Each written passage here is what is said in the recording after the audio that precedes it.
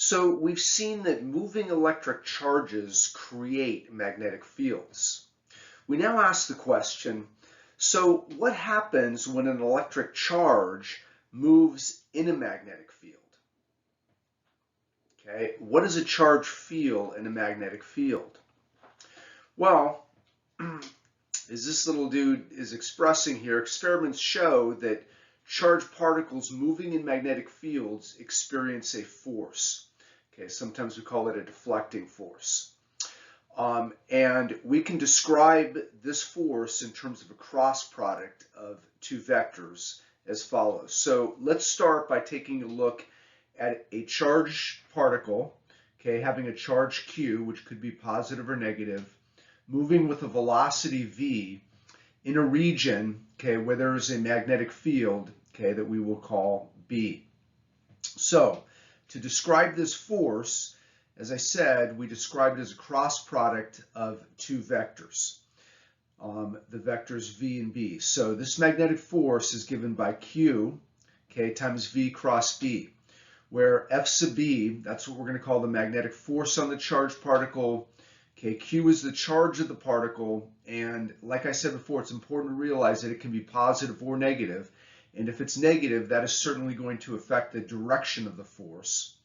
Okay, V, of course, is the velocity of the particle, and B is the magnetic field that is interacting with the particle at some point in space. So when we talk about a force, it has both a magnitude and direction. Let's start with the magnitude first. And as for any cross product, okay, we can describe the magnitude of the cross product of the two vectors as the product of the magnitude of each of the vectors times the sine of the angle between them. So in this case here, and I want you to notice here that I put Q in absolute value signs because, like I said, it can be positive or negative, so we're only going to look at the magnitude of it. We'll always make a positive, okay, times the magnitude of the velocity times the magnitude of the magnetic field strength times the sine of the angle theta, where theta is the angle between, okay, these two vectors v and b. So this is an expression of the magnitude. If we want to talk about the direction of this magnetic force, okay, as with any cross products, okay, well, we know that this force is perpendicular to the plane that is formed by the two vectors in the cross product, in this case v and b. And to get that direction, when you're looking at the charge I'm showing you on the screen here, okay, V and B are in the plane of the screen. And remember that the direction of that force, it could be coming out of the plane or going into the plane. And which way it is directed perpendicular to the plane is determined by using the right-hand rule here. So that means, okay, well, either the right-hand thumb rule or screw rule. I tend to talk about the thumb rule, okay, for those less mechanically inclined, okay, dealing with the direction of right-hand screws turning. But here, notice in this picture here, when you place the fingers of your right hand along the first vector in the cross product V, let your fingers curl towards a second vector in the cross product B through the smallest angle. Okay, your thumb will then point in the direction of the cross product. Now here, my thumb would point outwards for a positive charged particle if Q is positive. Okay, if Q happened to be negative, then we would say that it would be in the opposite direction. So unlike a lot of times we take the cross products, you got to be really careful to remember that the sign of Q, okay, will have everything to do with the direction of that magnetic force.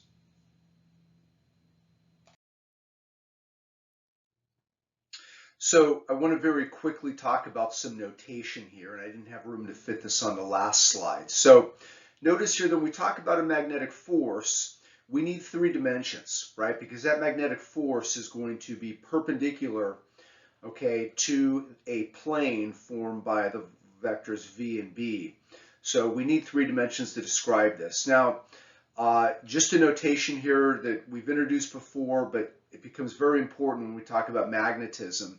How do we represent a force in the third dimension?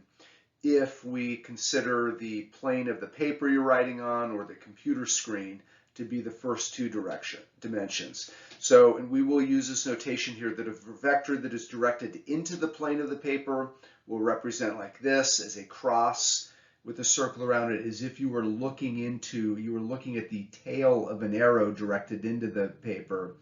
And likewise here, if you're talking about a vector directed out of the plane of the paper, we'll do a circle, okay, with the dot inside as if you were looking at the tip of the arrow coming out of the plane of the paper at you. So at this point in the course, we are all experts on electric fields and the electric forces that result on charged particles that happen to exist in those fields.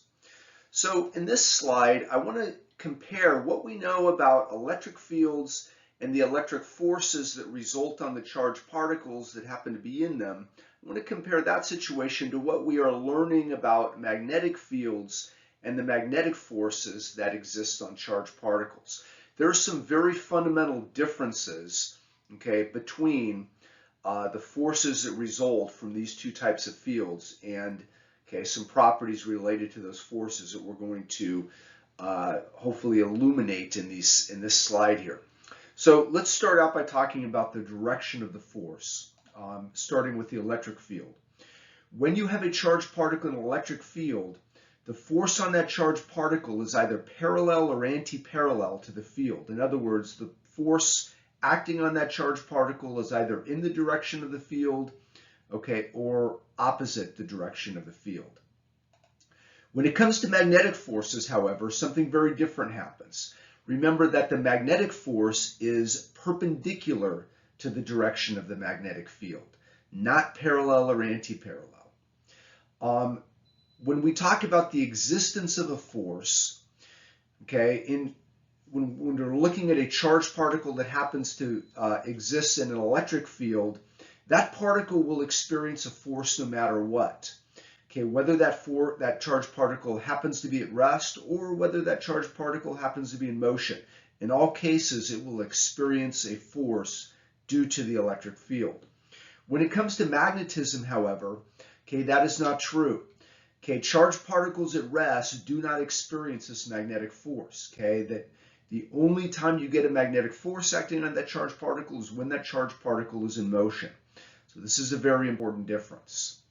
Now, when it comes to work being done on a charged particle in either an electric or magnetic field, we see that for the case of electric fields, work must be done, okay, by the field on the charged particle.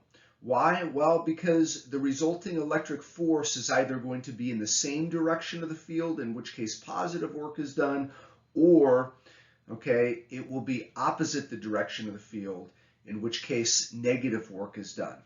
But, okay, work is going to be done whether positive or negative. When we talk about magnetic fields, however, okay, the situation is quite different. Okay, the magnetic force does no work on the moving charged particle because, as we see, that magnetic force is perpendicular to the velocity of the particle and therefore perpendicular to the particle's displacement. And you know, when we talk about work being the dot product of two vectors, when you take the cosine of 90 degrees, you get 0. So this is very important, as we'll see in with the next property, that if no work is done, okay, by the magnetic field on that moving charged particle, okay, there's a very important implication which we'll now highlight.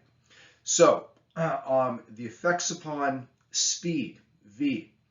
Well, if work is done by the electric field on that charged particle, okay, and the resulting electric force, then according to the work energy theorem, the work kinetic energy theorem, okay, if either positive or negative work is being done on that charged particle, then the kinetic energy and therefore speed of the particle can change.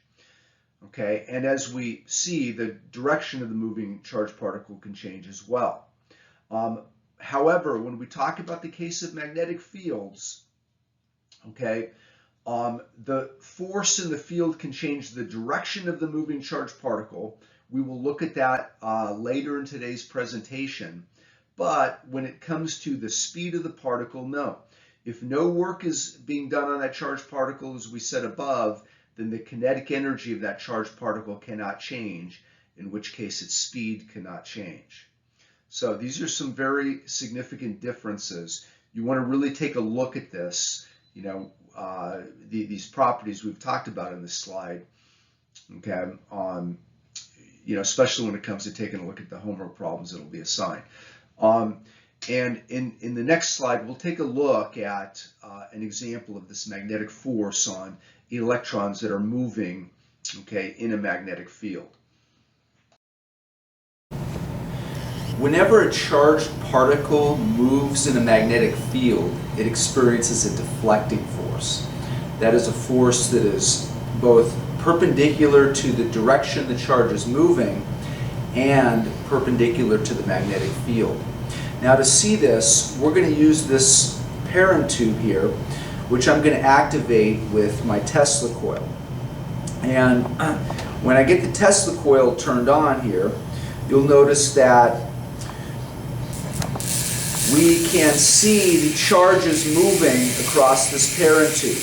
And you'll see the moving charges because when these moving electrons interact with this low pressure gas, they emit light. So you'll see the direction the charged particles are moving, okay, with this green beam. Now, right now there's no magnetic field, so you see these charged particles are moving pretty much in a straight line. Let's see what happens when we bring in a magnet, okay, when we insert a magnetic field into this setup. You'll notice that these charged particles now experience a deflecting force that causes this beam to bend. So I'll move the magnetic field away and the beam straightens out. I will move this magnetic field in and you see the beam start to bend. Proof that charged particles moving in a magnetic field will experience this deflecting force.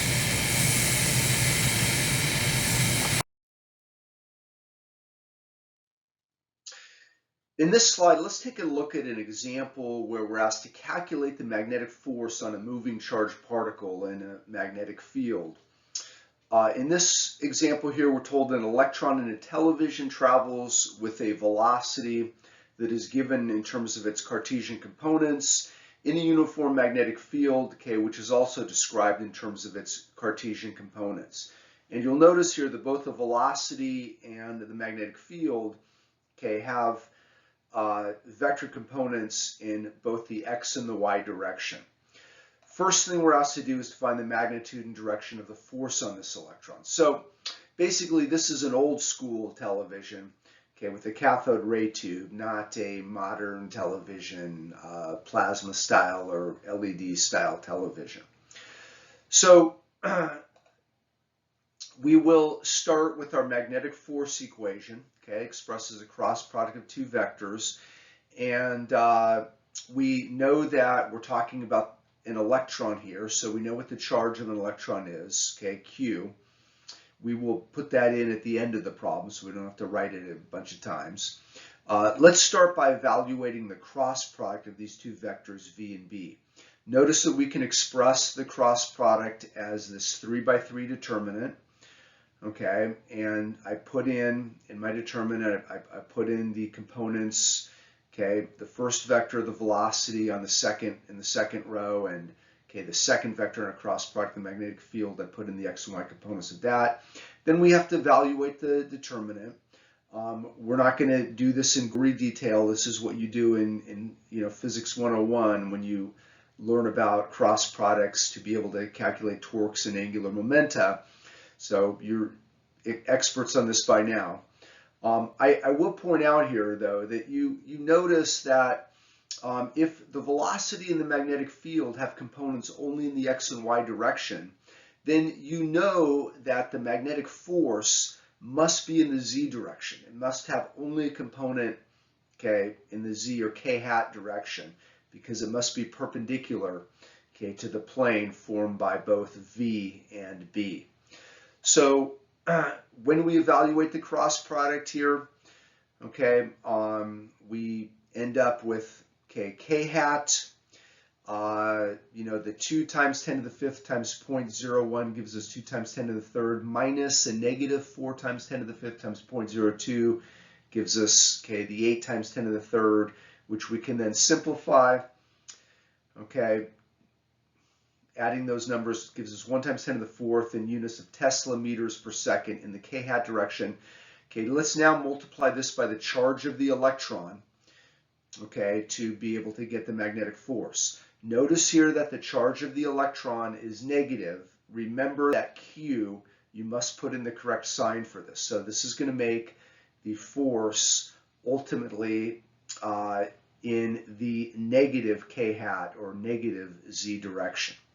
So we see here that this magnetic force on the charged particle is actually quite small, okay, and is in a direction that is perpendicular to both the velocity and the magnetic field itself.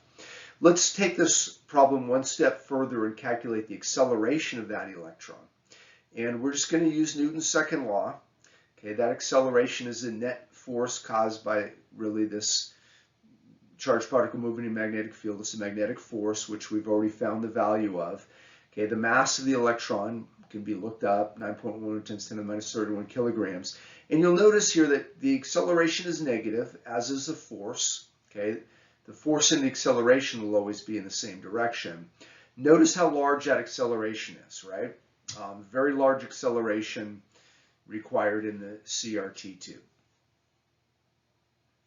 Oh, and one more thing to point out here is we're going to find out later in today's presentation that acceleration, okay, since it is in the z direction here, okay, it is going to be what we call okay, a centripetal acceleration.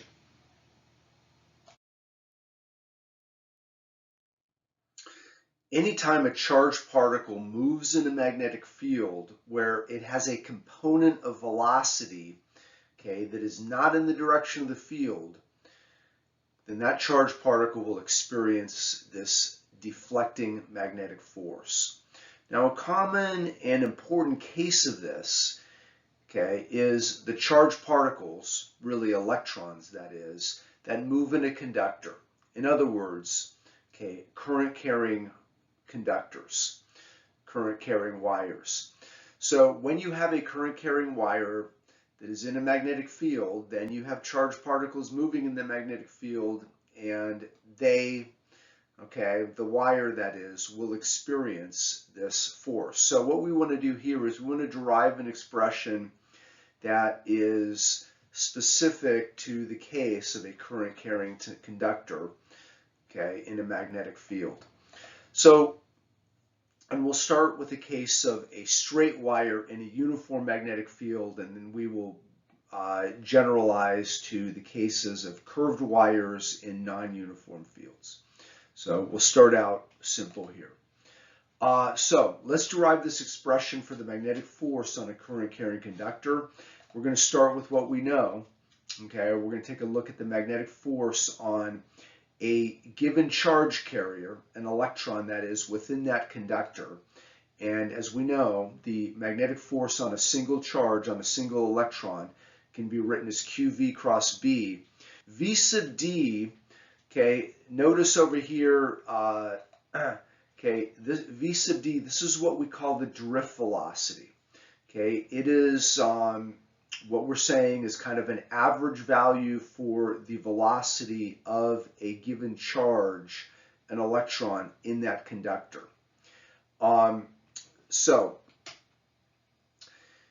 the total number of charge carriers contained in a wire segment, what I'm showing you over here in this diagram, this is a section of a straight wire, a piece of straight wire. Notice that it has a cross-sectional area A, uniform cross-section. This segment has a length L. And when we want to determine how many total charge carriers, how many total electrons are in that segment of wire, okay, well, we can express this in terms of the charge carrier density, little n. Okay, the charge carrier density of the connected wires, and that is the number of charges per unit volume.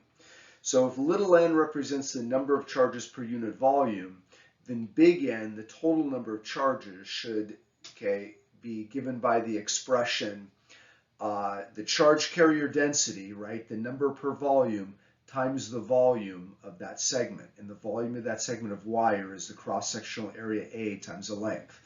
So you see here that big N represents the total number of charges, total number of electrons in that wire segment. So from here, we want to figure out what is the total charge, in that section of wire, what we'll call big Q. Well, very simply, we will take the charge of each charge carrier, usually the charge of an electron, but we'll be more general here, just symbolize it little q, and multiply by the total number of charges. And that gives us an expression here in terms of the charge carrier density. Next, from this, we can find the total current in the wire. Remember the definition of electric current, right? It is just the amount of charge flowing past a given point in the wire per unit time. Our expression for the total charge in the wire given above, NaQL divided by the time delta T. That's the time it takes the charge to move the distance L in this segment of wire. And you'll notice here that when we take this ratio L, that is the wire length, divided by the amount of time it takes the charge to move from one end of the wire to the other, then that is simply V sub d, the drift speed, right? Speed is just the distance traveled divided by the time. In this case, the length of the wire divided by the time. So finally here, now that we know, an expression for the total charge in the wire, we can write an expression for the total magnetic force on this section of the wire. And this magnetic force in this section of the wire is given by Q, the total charge in that section, times V sub d, the average velocity of any given charge in that section, cross B, the magnetic field, the uniform magnetic field in that region. And here, we will substitute our expression for Q, NaQL. And then finally here, in this next line, we will come up with our expression here for the magnetic force on this conductor.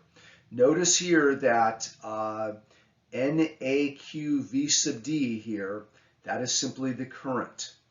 And what we're going to do is we're going to turn this vector, this velocity vector, V sub d, we're going to turn it into a different vector, what I call over here L prime. Rather than use a vector specifying the velocity of a charge carrier, since the velocity of the charge carrier is in the same direction as the wire, we're going to create this new vector, what we call L. And it's a vector whose magnitude is equal to the length of the wire, and whose direction is the same as the direction of the conventional current in the wire.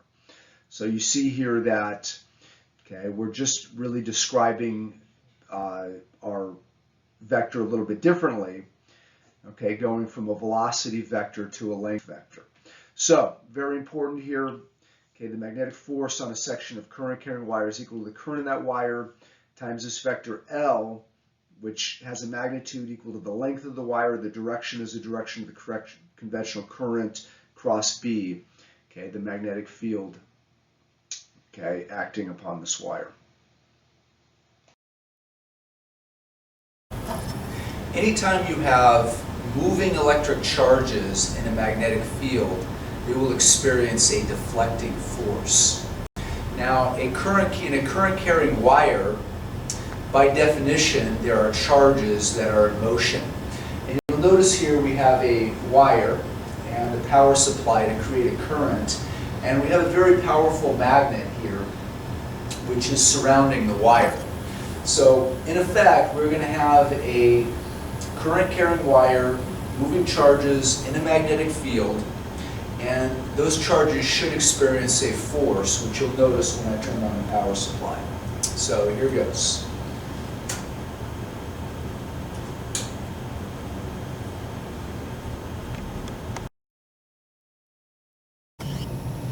Okay, so here we have our AC-DC demonstrator in the DC setting. What we have in this light bulb is a rather large filament that is surrounding a very tiny magnet. And it turns out that whenever you have electric charges moving in a magnetic field, they experience a force. And those electric charges moving in the filament, that is the current, experiences a force due to that magnet. Now, since the charges are always moving in the same direction, the force that that filament feels is always in the same direction. And that's why the filament is rather stable. When I now switch this to the AC setting, you'll see that because the current is continuously changing direction, that is, those charges are first moving one way, then another, the force too changes direction continuously. This causes the filament to oscillate back and forth.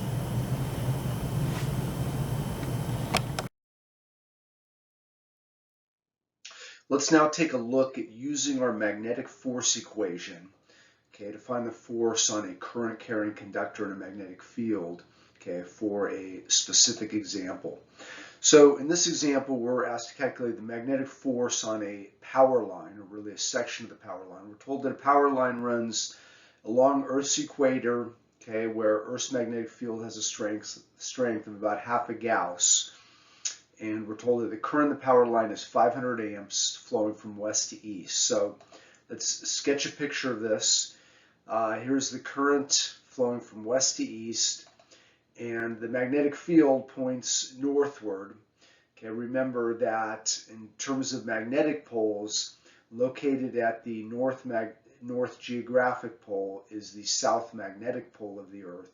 So the magnetic field points, okay, geographically northwards. We're asked to find the magnitude and direction of this magnetic force on a 1 kilometer segment of this power line.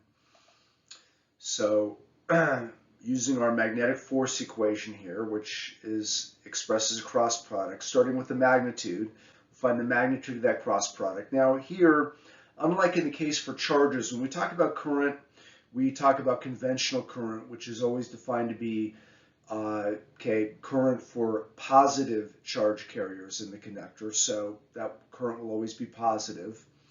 The length of this current carrying conductor is 1 kilometer, 1,000 meters. We know the magnetic field strength. And you see here that the angle theta is 90 degrees. Okay, that is going to be the angle between, okay, the current, or this, okay, new vector that we define to be L in, okay, the direction of the conventional current, okay, right along or parallel to the conductor itself. And here we see that that vector L will be perpendicular to B. So plugging in the numbers here, current of 500 amps, 1,000 meter length of the conductor, magnetic field strength half a Gauss. Let's convert that into Tesla, which is an MKS unit here, and it turns out there's 10,000 Gauss in a Tesla, and times the sine of 90 degrees, okay, gives us a value of 25 newtons. As far as the direction of this goes, using the right-hand rule, and looking at the picture I have on the screen, you can see that the direction of this magnetic force, okay, placing the fingers of your right hand right along the direction of the current, letting your fingers curl towards the magnetic field, okay, your thumb will be pointing in the direction of the cross product, okay, which is upwards, let's say towards the sky, out of the plane of the paper. Now, the question, is this force significant enough to cause concern?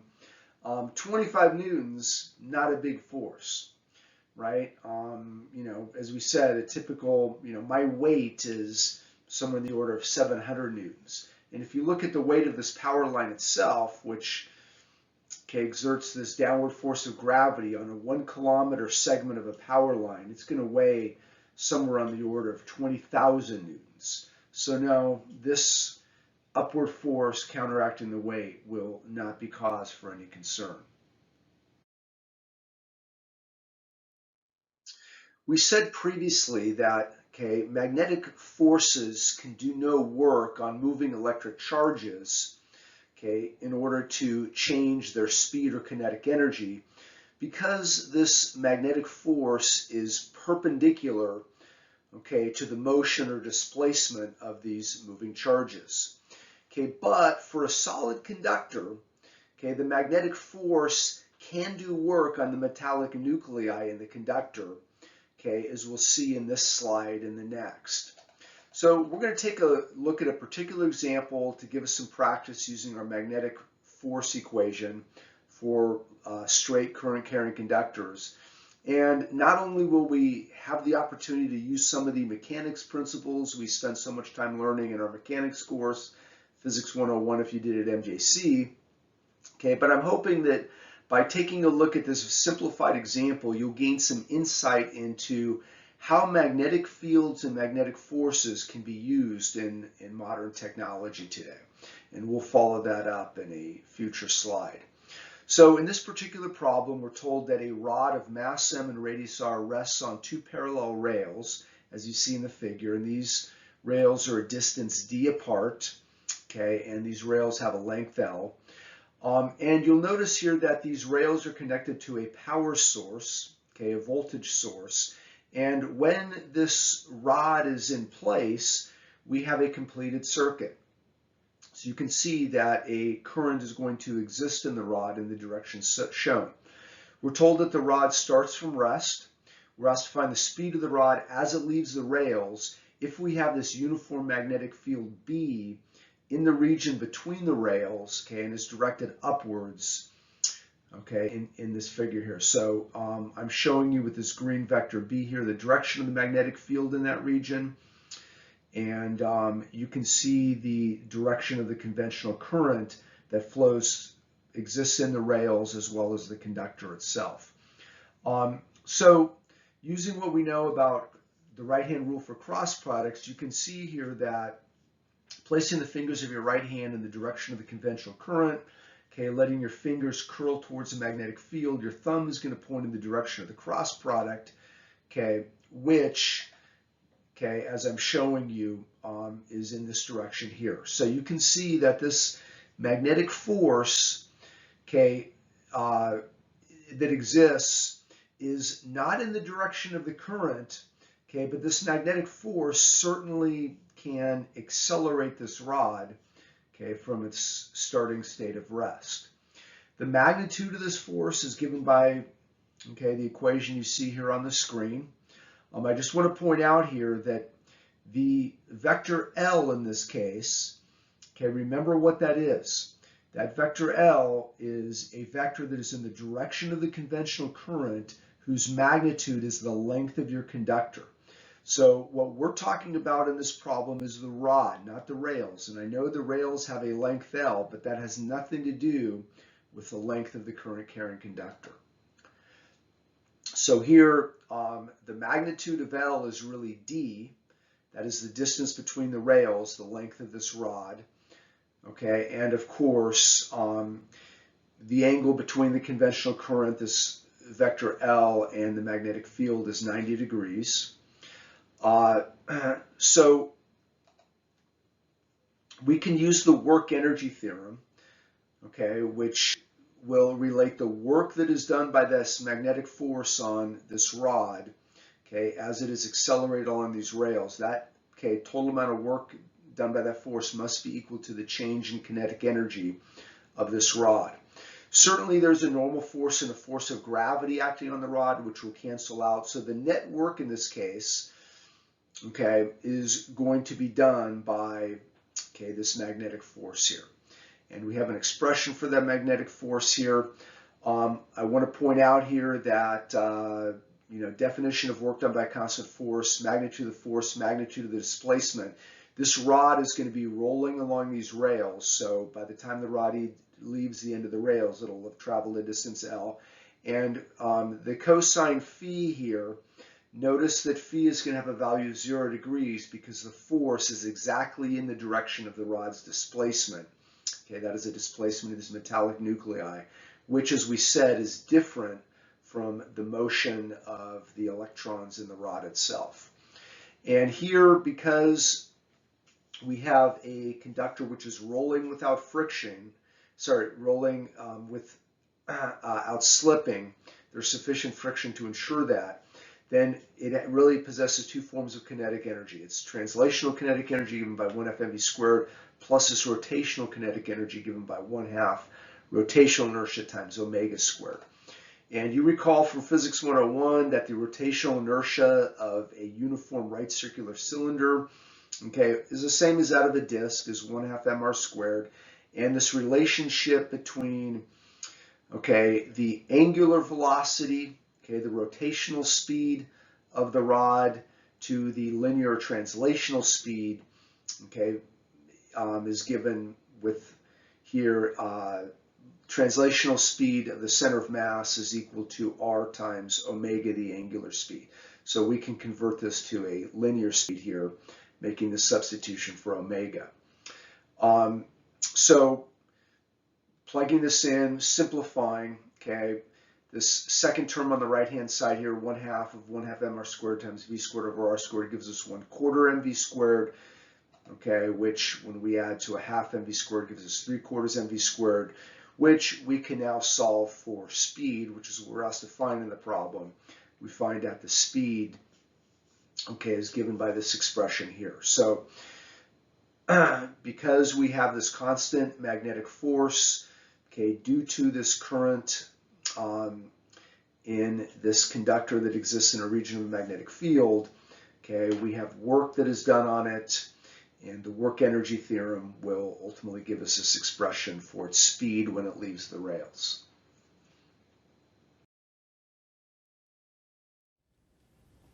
In this demonstration, we'll take a look at the physics behind a current-carrying conductor in a magnetic field and the resulting magnetic force that it experiences. And at the same time, gain some insight into magnetically levitated vehicles, okay, where this magnetic force, this deflecting force, can be used to both levitate a vehicle as well as to propel it.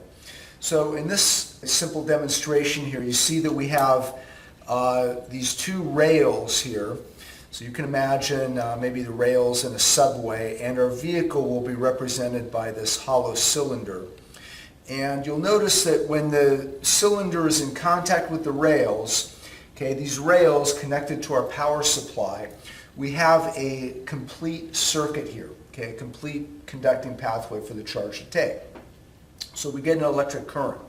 What is a little bit harder to see is the magnetic field. This is really just a refrigerator magnet in the base of this, okay, which creates a magnetic field which is pointing upwards, okay, away from the desk. So once we activate the power supply and get a current through the rails and therefore a current through this metallic cylinder, okay, that current through the metallic cylinder in this magnetic field, okay, there now will be this deflecting force that you will see. You will okay, not levitate it in the direction that we're showing you here, but this resulting magnetic force will actually propel this along the tracks. So let's actually turn this on and see this force in action here.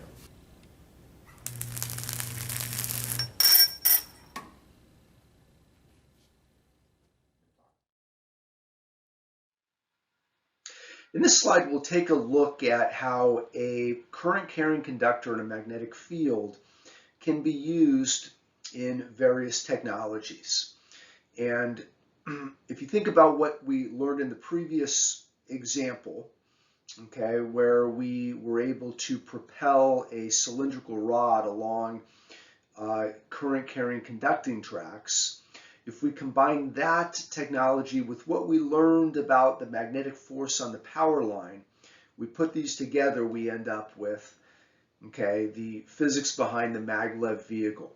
Basically, that a current-carrying conducting track in a magnetic field can create a magnetic force that can be used to both levitate the vehicle as well as propel the vehicle along the conducting guideway.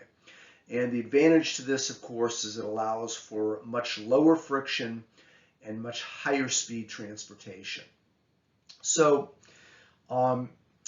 in our previous example, our magnetic field was directed upwards only. And recall that that direction of the magnetic field provided a magnetic force that was used to propel the cylinder, or in our case, any vehicle like a train, along the conducting tracks.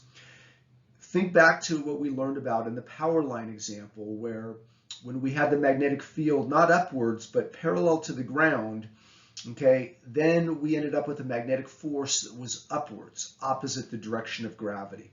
So think about a multi-directional magnetic field, in which case, okay, one component of that field can be used to levitate your vehicle. The other component of that magnetic field can be used to actually propel your vehicle. That's the case of the maglev vehicle. And here you can see this illustrated. Okay, we see that we end up really with two forces, or two components of a single force, one used to propel the vehicle along the tracks, the other used to levitate the vehicle. And this allows for, when you can magnetically levitate a vehicle, you reduce a lot of the friction, you get very efficient transportation, and because it is a much more friction-free environment, it makes possible much higher speeds for transport. Another rather interesting application of this technology is what we call magnetohydrodynamic propulsion systems, okay, sometimes just called MHD propulsion systems. And the U.S. Navy, okay, other world navies use this technology to propel submarines. So let's take a look at how this works here. You can see a diagram here, and as you can see, okay, in the diagram here, the seawater enters a chamber, okay, between the anode and the cathode. Okay, you see these two bars here, which are providing a current here, and the anode and cathode supply a potential difference, okay, to create a current for these saltwater, seawater ions that enter this region, okay, that enter this chamber. So this potential difference allows for the flow of these ions from one rail to the other. And you can see here that there are these superconducting coils which encircle, okay, these rails, producing a very intense magnetic field. And the magnetic field you see in the bottom picture is upwards here. So once again, this combination of this ionic current, okay, between the bars, okay, this current carrying seawater in this magnetic field, okay, creates a magnetic force on the ions. And this magnetic force can be used to eject the seawater from the opposite end of the chamber, okay, as a form of propulsion.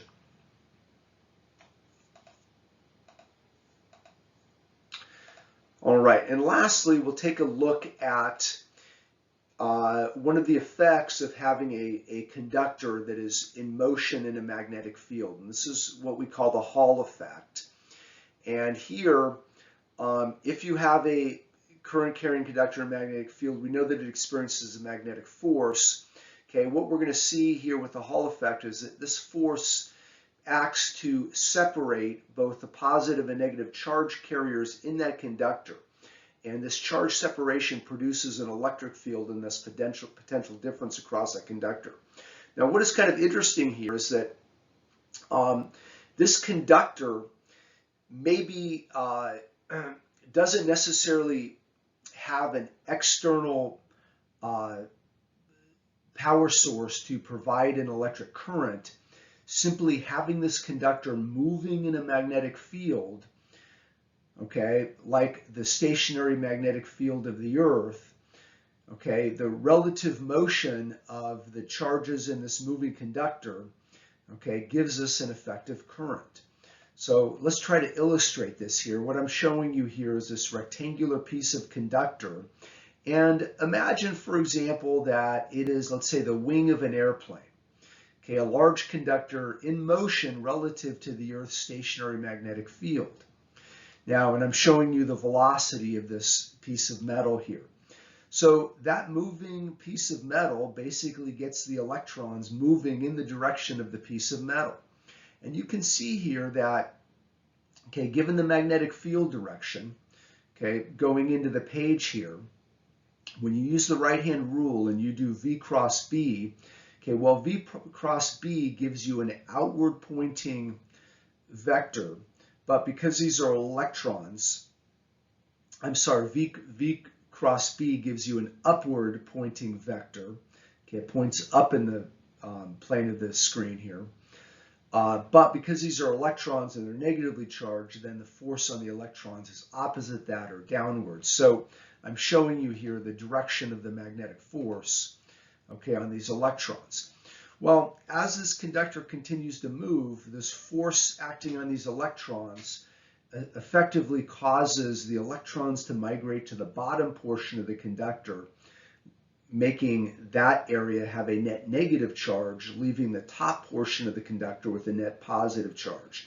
So this charge separation, okay, then causes an electric field in that region, okay, and a potential difference in that region.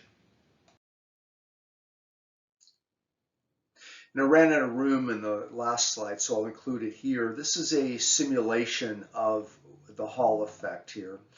Okay, and you can see here that, well, let's start the simulation from the beginning here, that as you have these electrons moving within this conductor in a magnetic field, notice what happens. You get this, the electrons to migrate to one side of that conductor, okay, leaving a potential difference across that conductor. Okay, and sometimes that potential difference is what we call the Hall voltage.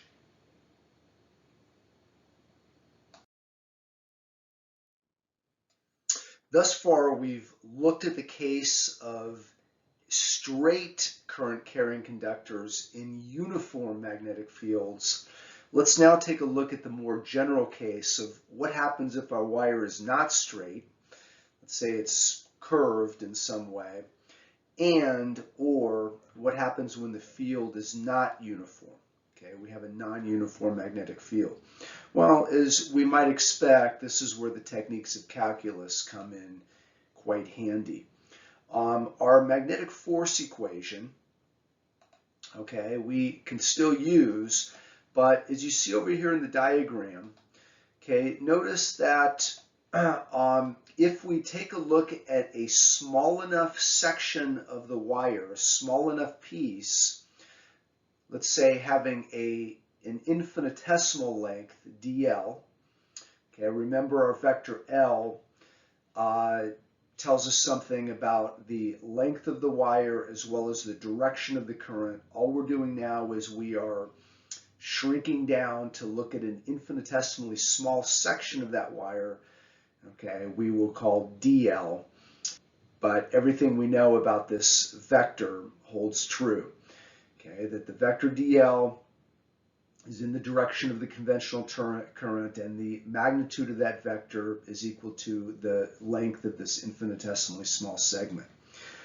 So, as I'm saying here, when we consider a small enough piece of the wire, then this vector dl can be considered to be straight, okay, and okay, we can consider that the field over that infinitesimally small segment will be uniform. Okay, so these two very important assumptions here.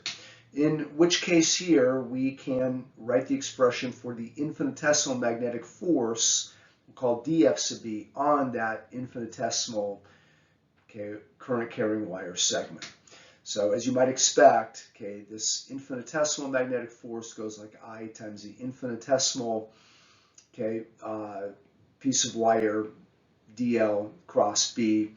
And if you can come up with this expression here, okay, then you can find the total magnetic force simply by integrating, okay, by taking the integral. And of course, the trick amounts to being able to get a single integration variable, okay, to be able to evaluate the integral.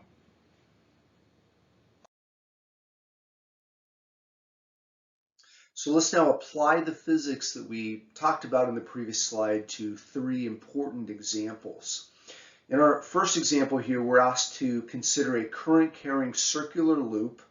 Okay, so we're looking at a circular loop of wire, okay, radius r, and in this case we'll say that it is in a uniform magnetic field.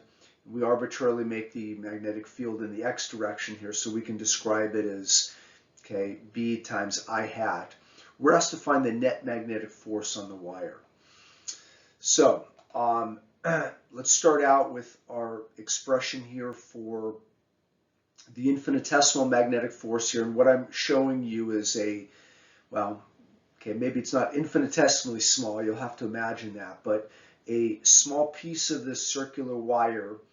Okay, I'm showing you here dl, and you see the direction of the magnetic field here.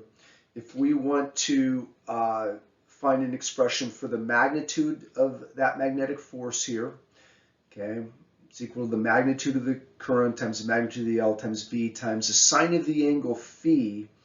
And when we look at the cross product here, I'm showing you the direction of the magnetic field with the green vector B here.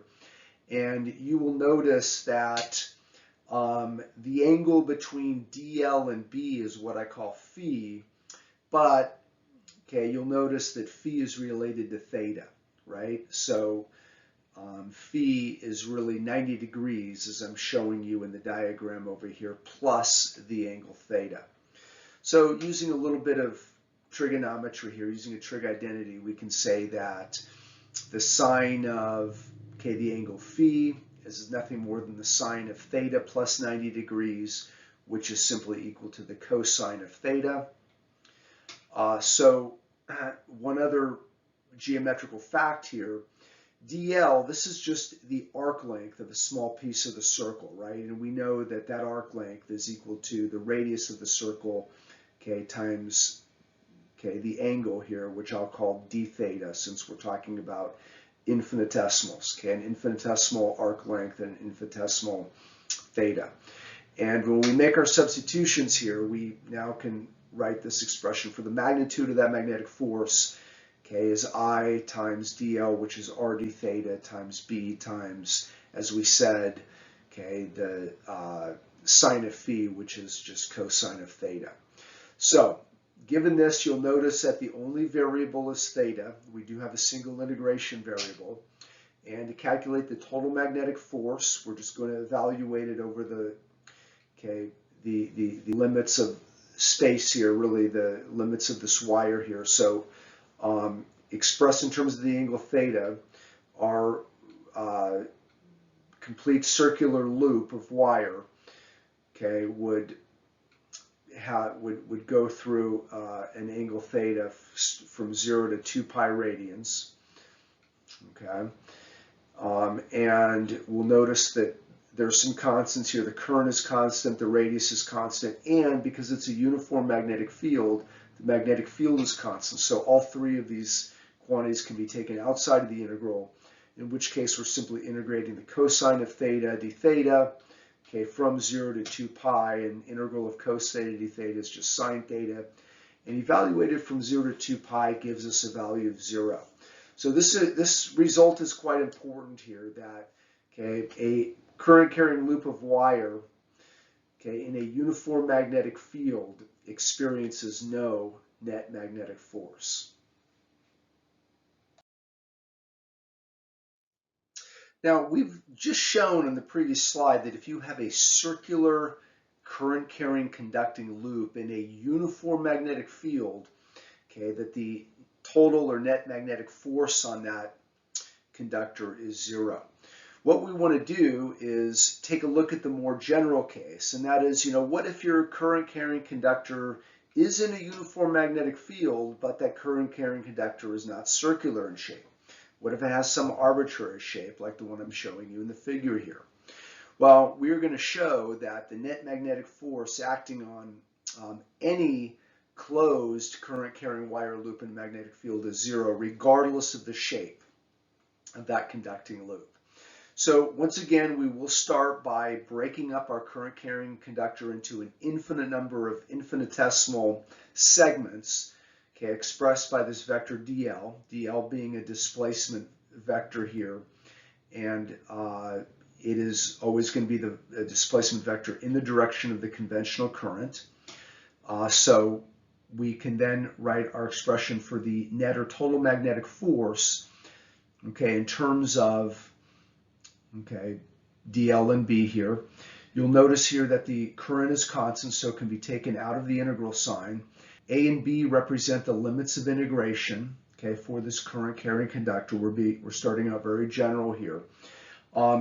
So first thing we'll do is notice that because the magnetic field is uniform, it can be taken outside of the integral. In other words, we can conduct the integral independently, okay, or first, and then take the cross product of that result of the integral with the magnetic field. So inside our integral, we really have only, okay, this single integration variable, okay, L here. And we will now notice that, okay, the integral of dl, okay, when we're saying we're going to, start at point A, end at point B, for any closed continuous loop, A and B are one and the same points. And you remember in your mechanics class that when we talk about this concept of displacement, okay, we define the displacement to be a change in position of some object. In this case, a change in position of a charge. But because our charge starts out at one point in our conducting medium and ends up at the same point, okay, as we're saying, the points A and B are one and the same, in which case we're talking about a closed continuous loop, you know that the displacement for an object that starts and ends at the same point is zero. Okay, and because of that, because for any closed conducting loop, the displacement is zero, this tells us then that our net magnetic force here must be zero as well. In this last example here of magnetic forces on current carrying conductors, specifically where we're talking about, okay, curved conductors and non-uniform fields, we'll take a look at a very special theorem that is actually quite useful when it comes to problem solving. And so here we're talking about the force on a curved wire, once again in a uniform magnetic field. The theorem goes like this: a magnetic force on a curved current carrying wire in a uniform magnetic field is exactly equal to the magnetic force on a straight wire connecting the endpoints, okay, and carrying the same current.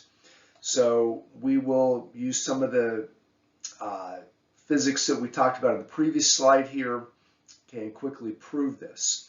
So once again, the magnetic force equation here for a small segment of that curved wire, and you see here the curved wire, we can break it up into an infinite number of infinitesimal segments dl, and once again we will find the total force on that curved wire by taking the integral, by summing up or integrating all of these infinitesimal force contributions.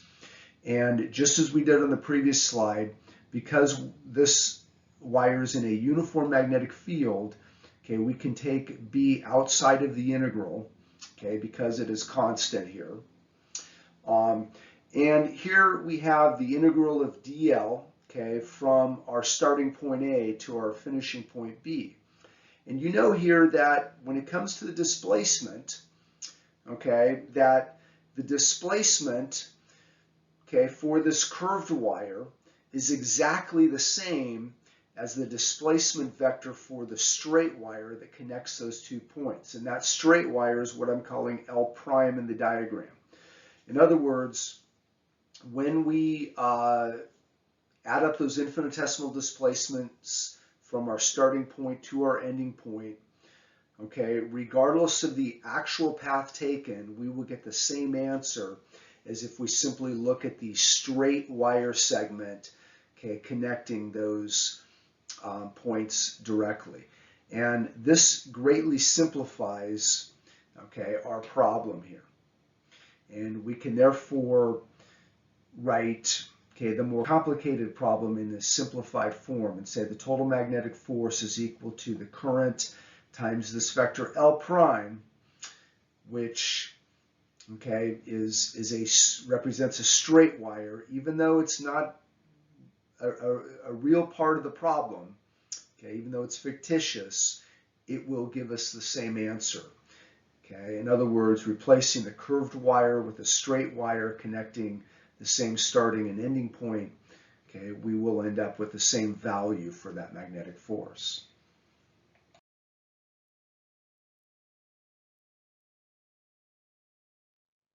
Let's take a look at an application of a current carrying curved wire in a non-uniform magnetic field.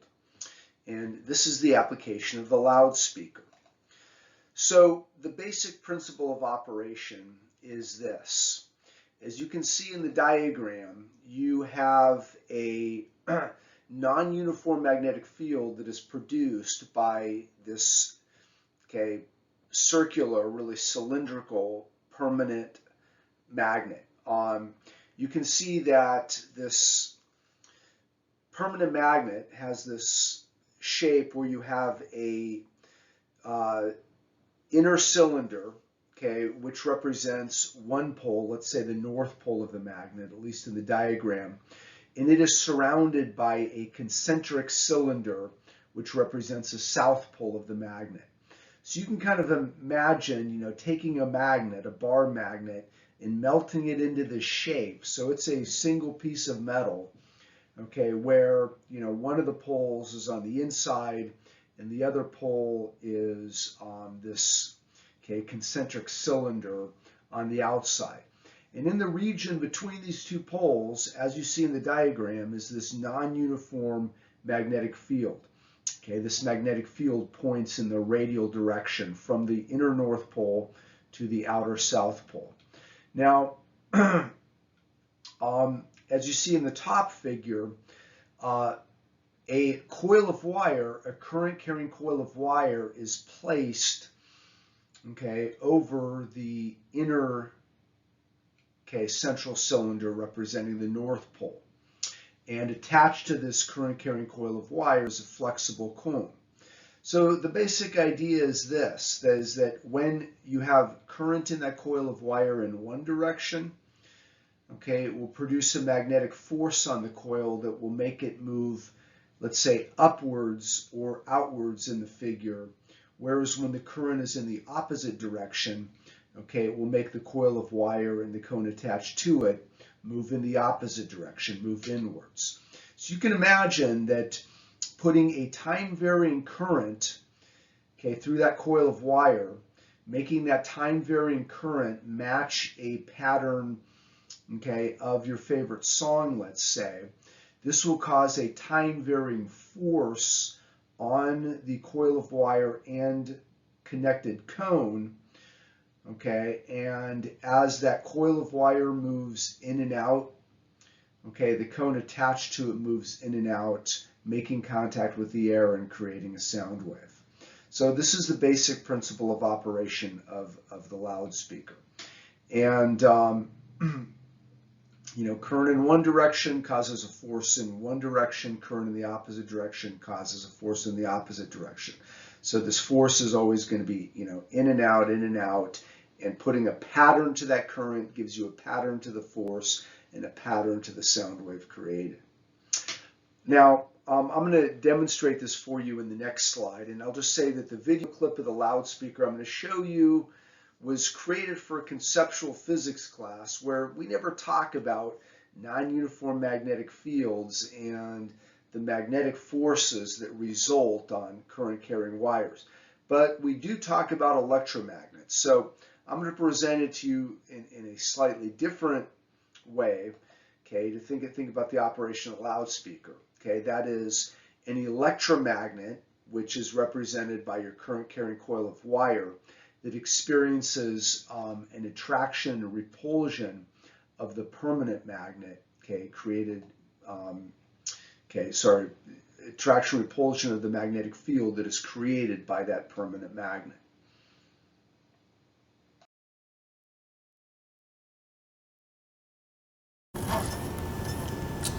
So another application of electromagnets that we're all very familiar with is the loudspeaker, or just speaker. Now, if you've ever had a chance to pick up a speaker, perhaps a car stereo speaker or a home speaker, you'll notice that they feel quite heavy.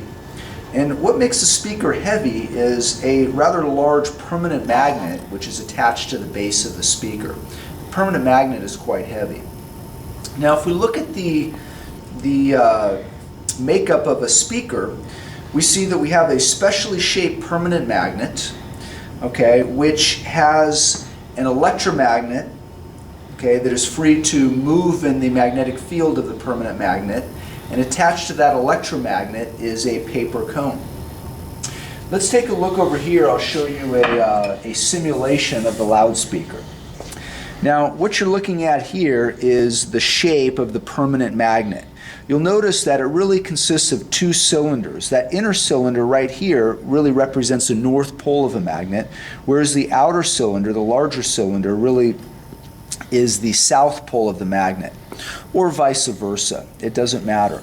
So we have this specially shaped magnet, and over one of the poles of the magnet, over that interior pole, what we do is we place our electromagnet, which is really nothing more than a coil of wire. Usually it's wrapped around a paper cylinder. Okay, here I'm going to use a slinky to represent the coil. I mean, it really is a coil.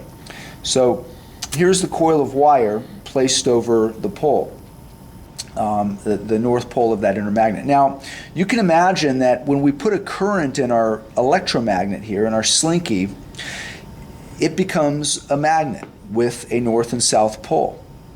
For one direction of the current, okay, the electromagnet will be repelled by the permanent magnet and it'll move upwards. For current in the opposite direction, the electromagnet will be attracted to the permanent magnet and it will move downwards. So you can see that by varying the direction of the current, we can make this electromagnet move up and down. And if we attach a paper cone to this electromagnet, as the electromagnet moves up and down, it will then push the air and create a sound wave or pressure wave. Now, a time-varying current can have a pattern to it. Maybe the pattern of that time-varying current matches your favorite song. So we can make this electromagnet move down in accordance with that pattern and cause the air to move in a very periodic way that also matches the pattern to recreate the sound wave. So let me take you over here and we'll show you a functioning loudspeaker. Now this one is a dissectable one, so we can see the parts a little better. You'll notice here at the base is the very large permanent magnet. Of course, the inner pole is hidden. And if you can see through the plexiglass wall here, there's an electromagnet which is free to slide up and down in the magnetic field of the permanent magnet. Now I'm going to use this signal generator over here to provide an alternating current. Okay, and we'll increase the amplitude a bit, and you'll hear a high frequency sound here as that electromagnet is moving up and down. Now I haven't attached a paper cone here, but I have attached a wire loop, and we can check out the motion of the loop. Let's lower the frequency of this current here, this alternating current, and you'll be able to hear the sound wave create a change in pitch and frequency a little bit. Okay, and at a low enough frequency, you'll be able to see the motion of that wire loop.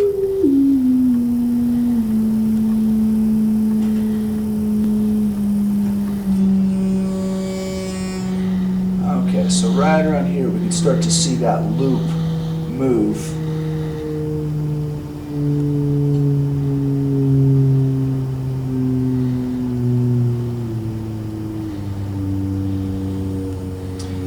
That loop begins to move as the electromagnet is moving up and down. Now this is at about 100 hertz, so this is still quite fast. If I bring it down to a low enough frequency so our eyes can actually detect the motion, okay, somewhere right about here, you will just about start to see that electromagnet, the individual up and down motions of it. Okay, and here it's creating a sound wave that's very low in frequency. It's very hard to hear. Okay, but you can see its effect on the wire loop. You can tell that electromagnet is moving up and down in the magnetic field of the permanent magnet. If I bring it down even lower, at some point you'll be able to see the electromagnet moving up and down. Now it's about 15 times a second. Your eye can easily see it move up and down. So you see here one more application of electromagnets, that of the loudspeaker.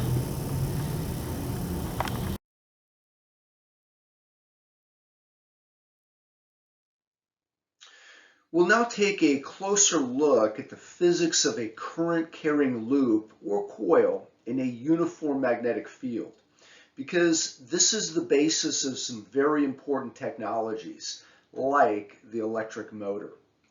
So, taking a look at what Bongo has to say, even though the net force on a current loop in a uniform magnetic field is zero, we showed this previously on both a circular current carrying loop as well as a current carrying loop of any shape, that for any complete current carrying loop, so long as it's in a uniform magnetic field, the net force on it is zero. But the net torque on it is not zero, and that is important. So what we want to do is we want to calculate the torque on a current carrying loop in a uniform magnetic field, and we're going to start out by looking at a very special situation, and that is where the magnetic field is parallel to the plane of the loop. So let's consider a special shaped loop. How about a rectangular loop? And we'll find out that our results for the rectangular loop are actually more general than that, but a rectangular loop is an easy shape to work with. So we're going to consider a rectangular loop of length A and width B, as you see illustrated in the diagram, in a uniform magnetic field, B, carrying a current I, such that the plane of the loop is parallel to the magnetic field itself. And before we can actually calculate the net torque on that current carrying loop, we need to start by calculating the magnetic force on each side of the loop. So we will break this loop into 4 pieces, a top, bottom, left-hand piece, and a right-hand piece, and we will calculate the magnetic force on each piece or segment of this current carrying wire independently. Starting with the top segment here, the magnetic force, remember, ILB sine theta. So you'll notice here that for the top loop, the current and the magnetic field are in the same direction, in which case the angle theta is 0, in which case the sine of 0 is 0. So we have no magnetic force on the top portion of that loop, because the current and the magnetic field are in the same direction. And likewise, when we look at the bottom portion of the loop, now the current and the magnetic field are in opposite directions, in which case the sine of 180 degrees is once again 0, meaning that the bottom portion of the loop contributes nothing to the magnetic force. There is no magnetic force there. When we look at the left-hand side of the loop, however, we see that we do get a magnetic force. Notice that for the left-hand side of the loop, the current is upwards, the magnetic field is to the right. So the angle between the direction of the moving charges, which is upwards, and the magnetic field, which is to the right, that angle is 90 degrees, in which case we do get a magnetic force, given by the current magnitude times the length of the wire, which is A, times the magnetic field strength times the sine of 90 degrees. When it comes to the direction here, we need to use our right hand rule.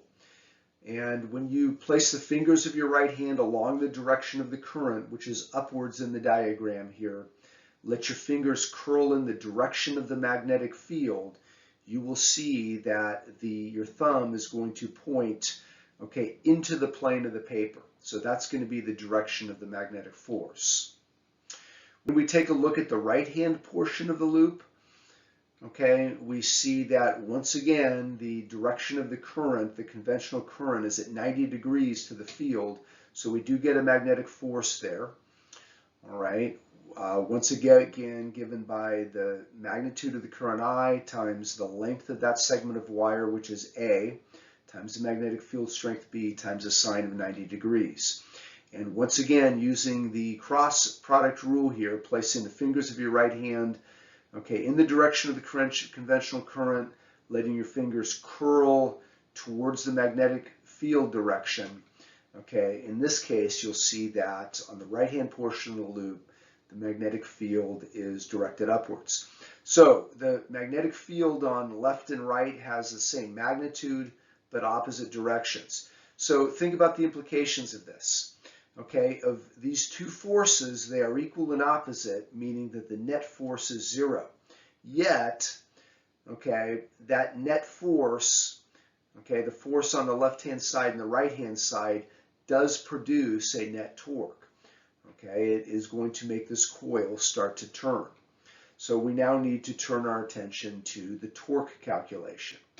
Let's recall the definition of torque, right? R cross F. R is that position vector that goes from the rotation point or rotation axis to the point where the force is applied.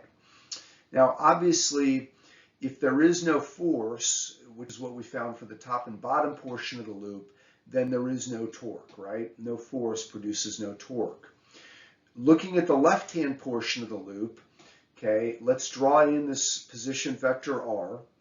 Okay, that's R, and we said the force is going into the plane of the paper here. Okay, sorry, let's look at the magnitude of the torque first.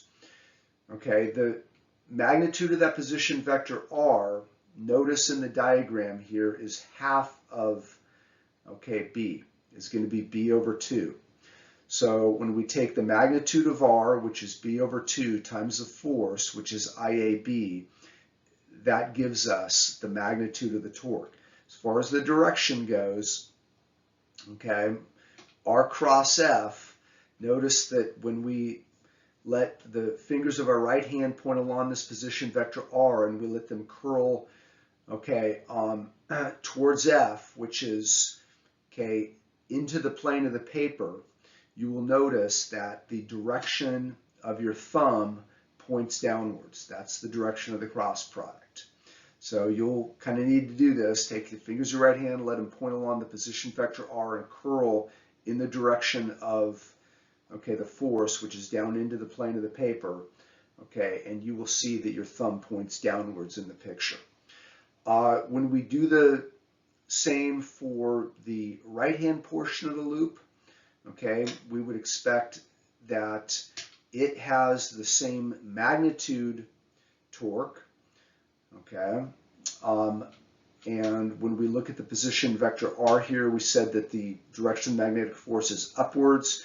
When you apply the right-hand rule, once again, okay, you will find out that the direction of that force is downwards.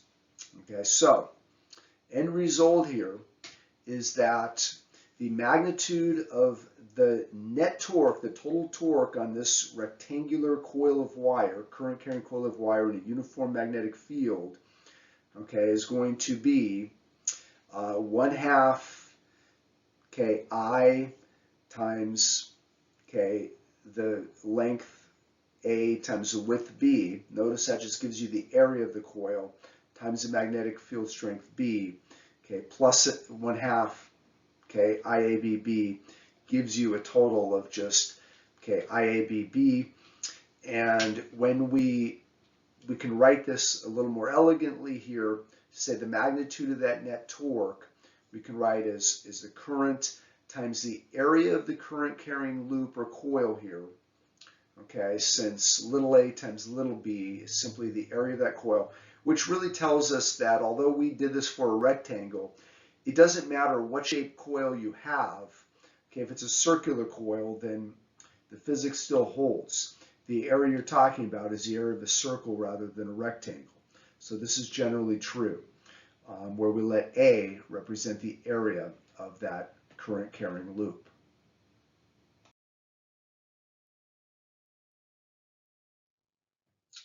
You may recall in our unit on electrostatics, when we talked about Gauss's law for electricity, we defined an area vector for surfaces. Now that we're talking about magnetism, we're going to define a different area vector for current-carrying loops. Now for Gauss's law, you remember, the area vector was defined to be an outward pointing normal. Okay, it was a vector that pointed outward, okay, and was normal or perpendicular to the surface. So what we're talking about here is a current carrying loop, and when we define this area vector, okay, A, we will define it such that the magnitude of that vector is equal to the area of the current loop. Okay, so this is very similar for the area vector we defined for Gauss's law, right? The magnitude of that area vector, or dA, was simply equal to the area of the surface, whether it was finite or infinitesimal. So that still applies. Now here, when it comes to the direction here, that is a little bit different. So we're going to define the direction of this area vector. Okay, it will be perpendicular to the plane of the loop, so that's exactly consistent with, okay, this Gaussian area vector we defined previously. But we are going to introduce yet another right-hand rule. So to determine whether that vector points up, down, into the plane, out of the plane, we're going to use this rule. You're going to let the fingers of your right hand curl in the direction of the conventional current in the loop. And when you do that, okay, your thumb will point, okay, thumb of your right hand, that is, will point in the direction of this area vector that is perpendicular to the plane of the loop. So if I were to ask you, what is the direction of this area vector for the loop that you see on your computer screen here? Let's do it. Take the fingers of your right hand, okay, and let them curl in the direction of the conventional current. And when you do so, okay, you will see that your thumb is going to be pointing upwards in the picture. So in that case, the direction of this area vector is going to be upwards. Now, related to this is a new concept that we will introduce. You remember when we talked about electricity, we talked about an electric dipole, okay, two equal and opposite charges that are separated by a small distance. Now, when we talk about magnetism, we're going to talk about, okay, its twin, what we call a magnetic dipole. Okay, really, magnetic dipole moment will symbolize with the Greek symbol mu. And it is a vector, and it is defined like this. For a single current loop, okay, the magnetic dipole moment of that loop is defined to be the, okay, current, okay, times that area vector A. And when we talk about the magnetic dipole moment of the coil, okay, it is defined to be, okay, the number of turns in the coil times the current, okay, times that area vector A.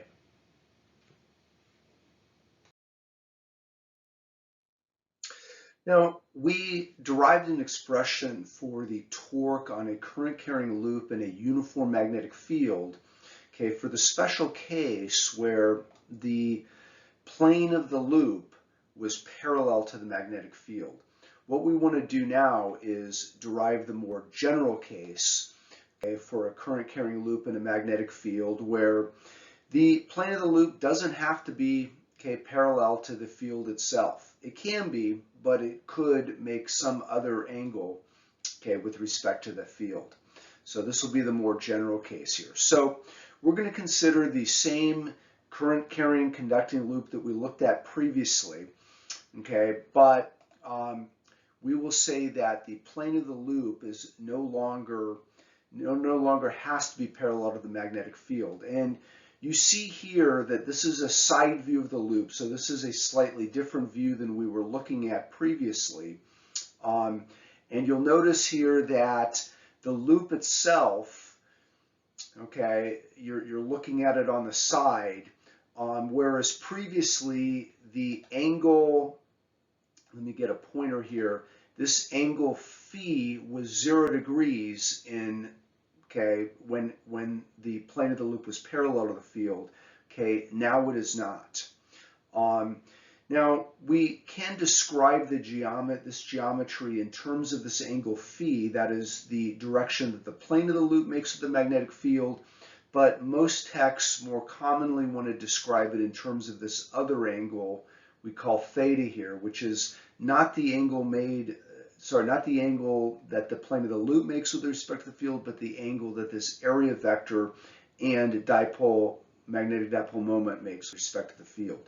So we can, okay, with a little bit of geometry or trigonometry here, okay, go from one angle to the other.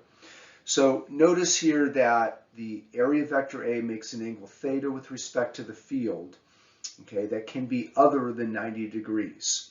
So when we look at the side view of, okay, the loop that we studied previously here you notice that the plane of the loop, looking at it on the side, is parallel to the field, and that angle theta is 90 degrees. Now we're looking at the more general case where it doesn't have to be. Note here that in going from theta being 90 degrees to theta being non-90 degrees, notice what happens here to the lever arm.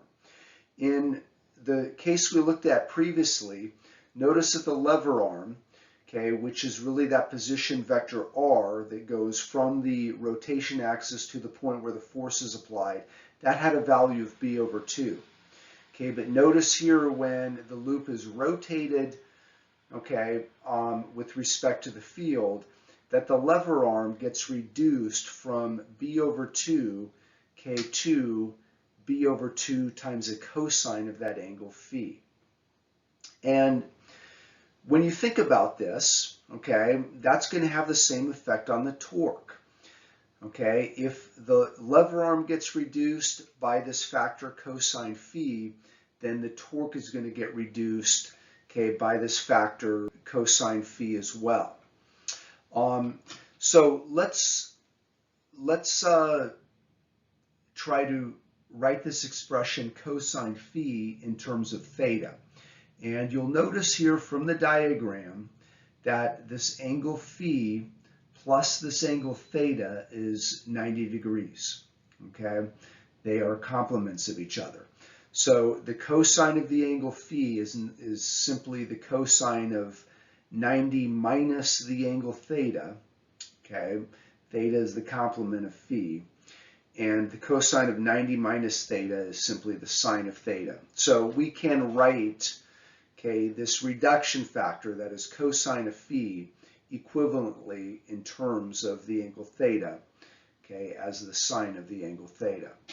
Want to just point out a couple slides ago, remember that, okay, the net torque on this current carrying loop, okay, when the plane of the loop was parallel to the magnetic field, okay, had this value IAB, where A was the loop area. We're now saying that if the lever arm gets reduced by this factor cosine phi, which is equivalent to sine of theta, then we would expect the torque to get reduced by the same factor. So we can now write the magnitude of the torque as being IAB times this reduction factor, okay, cosine phi, which we showed is equivalent to sine of theta. So there we have it. And we can write this nicely as a cross product. Okay, notice that IAB sine theta, if that's the magnitude of the torque, then we can write it as a cross product. For a single current loop, okay, I times A is simply the magnetic dipole moment of that single current loop. So we can write this as the cross product of that magnetic dipole moment and the magnetic field B. Notice when you take the magnitude, okay, of that torque, you simply get this expression right here. If we have a current carrying coil, remember a coil just consists of n identical loops, okay, then a coil of n loops, we can write this equivalently as the cross product of the magnetic dipole moment of the coil, which recall is just N times I times A, okay, crossed into the magnetic field B. In this slide, we'll take a look at a side-by-side comparison of magnetic dipoles and electric dipoles. Now, we've just talked about magnetic dipoles in this presentation. Electric dipoles we've introduced previously, but you will learn some new concepts introduced in this slide, so pay attention. We'll start by talking about the dipole constituents. So, an electric dipole, as you know, is simply two equal and opposite charges separated by a small distance d. The magnetic dipole is a current loop or coil. Okay, current carrying loop or coil. The dipole moment vector, and this is new, we have not talked about this for electric dipoles. We're going to introduce this displacement vector d, which by definition, okay, always points from the negative charge to the positive charge, whose magnitude is simply the distance between these two charges. Given that definition, we can now define the dipole moment vector P to be the equal to the magnitude of the charge on the dipole times this displacement vector d. So you see that the dipole moment vector, like the displacement vector, always points from the negative charge to the positive charge. And as we've seen here, the magnetic dipole moment vector for the general case of n loops, okay, or the coil, is just n, the number of turns times the current times the area vector A. Now, when we talk about the expression for the torque on an electric dipole, when that electric dipole is in an electric field, it may experience a torque that we can write as the cross product of the dipole moment vector with the field. So in the case of the electric dipole, it's the electric dipole moment vector, okay, crossed into the electric field. And as you would expect here, as we've already know now, in the case of the magnetic dipole, okay, the torque that it experiences in a magnetic field is given by the cross product of the magnetic dipole moment vector and the magnetic field vector. The result is really what's important. We're going to start with the magnetic field because we've already seen that here. That when you have a current carrying loop, a magnetic dipole that exists in an electric field, okay, the result is that the torque tends to align that dipole moment vector with the field. In a little diagram I have here, they're calling m the magnetic dipole moment vector, whereas we call it mu, okay, using the Greek symbol here. But let's take a look at this simulation. You can kind of see the result. Notice the direction of B, okay, the effect of having that magnetic dipole in the magnetic field that tends to align that dipole with the field. Okay, that is the effect of this torque. And using that same concept, we can say that similarly, okay, when we talk about having an electric dipole in an electric field, okay, the torque that it experiences will tend to align, okay, that electric dipole moment with the electric field in the same way. So you can kind of see why we're doing this comparison, because the concept is identical regardless of what type of dipole we're talking about, what type of field we're talking about. I'll show you this schematically here in this diagram. Let me make that a little bit bigger here, that you can see, for example, with this uniform electric field between the plates of this parallel plate capacitor, that this electric dipole, okay, and you can see here I'm showing you the electric dipole moment vector P, that the effect of that torque is to align it with the electric field. Last thing we'll say here is we can come up with an expression for the potential energy of a dipole as well. The torque we expressed as a cross product of these two vectors. You will see that the potential energy can be expressed as the dot product, the scalar product of these two vectors. So take it on faith here that the electric potential energy of that dipole when it exists in an electric field is given here as the opposite of the dot product of that electric dipole moment vector with the electric field. And I just kind of want to point out here that if you look at the diagram here of our dipole in this electric field, you'll notice that the potential energy can be negative or positive. Note here, according to this expression, that the potential energy is going to be a maximum when the electric dipole moment is opposite in direction to the electric field. Okay, in that case, that means that it has a lot of potential energy, that torque that tends to align it with the field, will make it start to spin and align with the field. And in that case, that potential energy is going to get converted to kinetic energy. When the electric dipole, when that dipole moment vector is already aligned with a field, you'll notice that, the dipole moment vector and the field are in the same direction, in which case we're taking the cosine of 0 when we take the dot product. You'll notice now that the potential energy is negative. It has its same value as when it's aligned opposite the field, but it's now negative. That means its potential energy is a minimum. So the maximum potential energy is when the dipole is oriented 180 degrees opposite the field, anti-parallel to the field. Minimum potential energy when it's oriented with a field. And hopefully that makes sense to you, because once that dipole moment vector is in the same direction as a field, it has no potential energy. It's not going to rotate any more than that. And the same concept applies for the magnetic field here.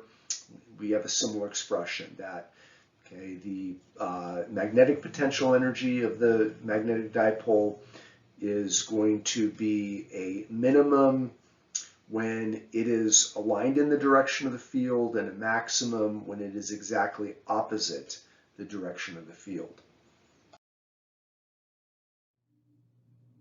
In this slide, we'll take a look at some applications of some of the physics that we've been talking about here with magnetic dipole moments, starting with satellite pointing. How is it that satellites can orient themselves in space? How is it that they can send and receive signals, from certain positions? Well, if you think about what we've just been talking about, using the fact that the torque on a current-carrying loop in a magnetic field tends to align the magnetic dipole moment in the field, this can be used as a guidance mechanism. We see here that for satellite pointing, the Earth's magnetic field will penetrate 3 mutually perpendicular coils on the satellite, which are powered by solar power. So these coils will contain a current. They will exist in the magnetic field of the Earth, and the resulting torque on these coils that will tend to align them with the magnetic field, can be used to locate and guide them. Another very important application of this physics is the galvanometer. And believe it or not, I mean, you pretty much already know how this works, because this is exactly what we've talked about. When you have a current-carrying coil in a magnetic field, it experiences a torque which tends to rotate the coil. So when you look at this figure here, this is just the rectangular current-carrying loop that we've talked about, and you see here that when it is placed in between the poles of these permanent magnets here, in this uniform magnetic field, then although the magnetic force on it is 0, the torque is not, and this torque tends to twist or turn it. You can place a pointer, attach that pointer to the coil here, and as that coil rotates in the magnetic field, the pointer will move. You can then create a scale, whatever scale you want, next to that pointer. So the resulting torque and position of the pointer will depend upon the amount of current that exists in the coil. And by having a lot of turns in that coil, it becomes a very sensitive meter. That very small changes in the electric current, okay, can cause big changes in the torque and therefore rotation.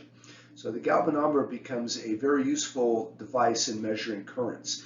In pretty much every analog meter you come across, I would say is using this technology. And I know analog meters are becoming obsolete, but they're still quite common. Okay, we see them everywhere in our everyday lives, and they're nothing more than very sensitive current meters. For a galvanometer here, if you want to make your scale in terms of current, label it with units of amps, then you got an ammeter. You want to talk about the voltage rather than current, then you put a scale measured in terms of volts and you call it a voltmeter. All right, and I'll say this, that if you understand how the galvanometer works here, nothing more than a torque on a current carrying coil in a magnetic field, if you understand that, then you're halfway there to understanding how an electric motor works, because the DC electric motor is really nothing more than a galvanometer with one added piece of technology, called a commutator, which can change the direction of the current, for every half turn, and lastly here, I'm just going to briefly introduce this. This slide will not do it justice. It's a far more complicated topic than we're going to make it, but I think you'll see the application to what we've been talking about, and that is nuclear magnetic resonance, or NMR. Nuclear magnetic resonance is a technique for analyzing chemical structures. So, NMR spectroscopy. MJC has the ability to do this, in the organic chemistry lab here. So this technology is also the basis for the magnetic resonance imaging, which is a very common medical diagnostic technique. So the oversimplified picture here of what's going on is that miniature current loops associated with charged quarks, which are circulating in a proton. A proton consists of 3 different types of quarks, and these circulating quarks, because they're charged and because they're moving in circles, they're creating, we can think of them as little tiny current loops. And when they're exposed to the external magnetic field, which is what, if you've ever had an MRI, it's a very intense external magnetic field that causes a torque onto these protons, which causes their orientation to flip. So that's what I'm trying to show you in this oversimplified simulation here, that with that external magnetic field, you see that, the spin, the magnetic dipole moment of these, associated with a proton due to these circulating quarks, flips or changes direction by 180 degrees. And that can be used as a tracing mechanism, in various technologies.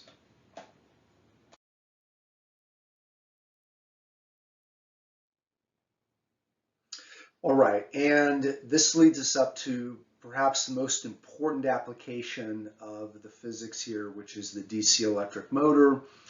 And as I alluded to previously, one way to think about the electric motor, is in terms of the torque on a current carrying coil that exists in a uniform magnetic field.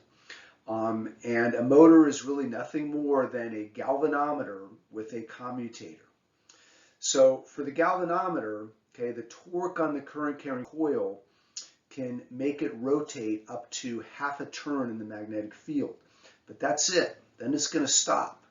How do you get this coil to continue its rotation over and over again? That's the function of the commutator, as we'll see in the next slide. The commutator allows the current to change direction, after each half turn, which will then cause the magnetic force to change direction as well, okay, allowing the coil to make a complete rotation. And this process repeats, okay, so that we can end up getting, kinetic energy out of this turning coil. In the next slide, we'll take a look at the simulation of the DC electric motor. We'll explain it, in greater detail, a lot more slowly than I'm doing here.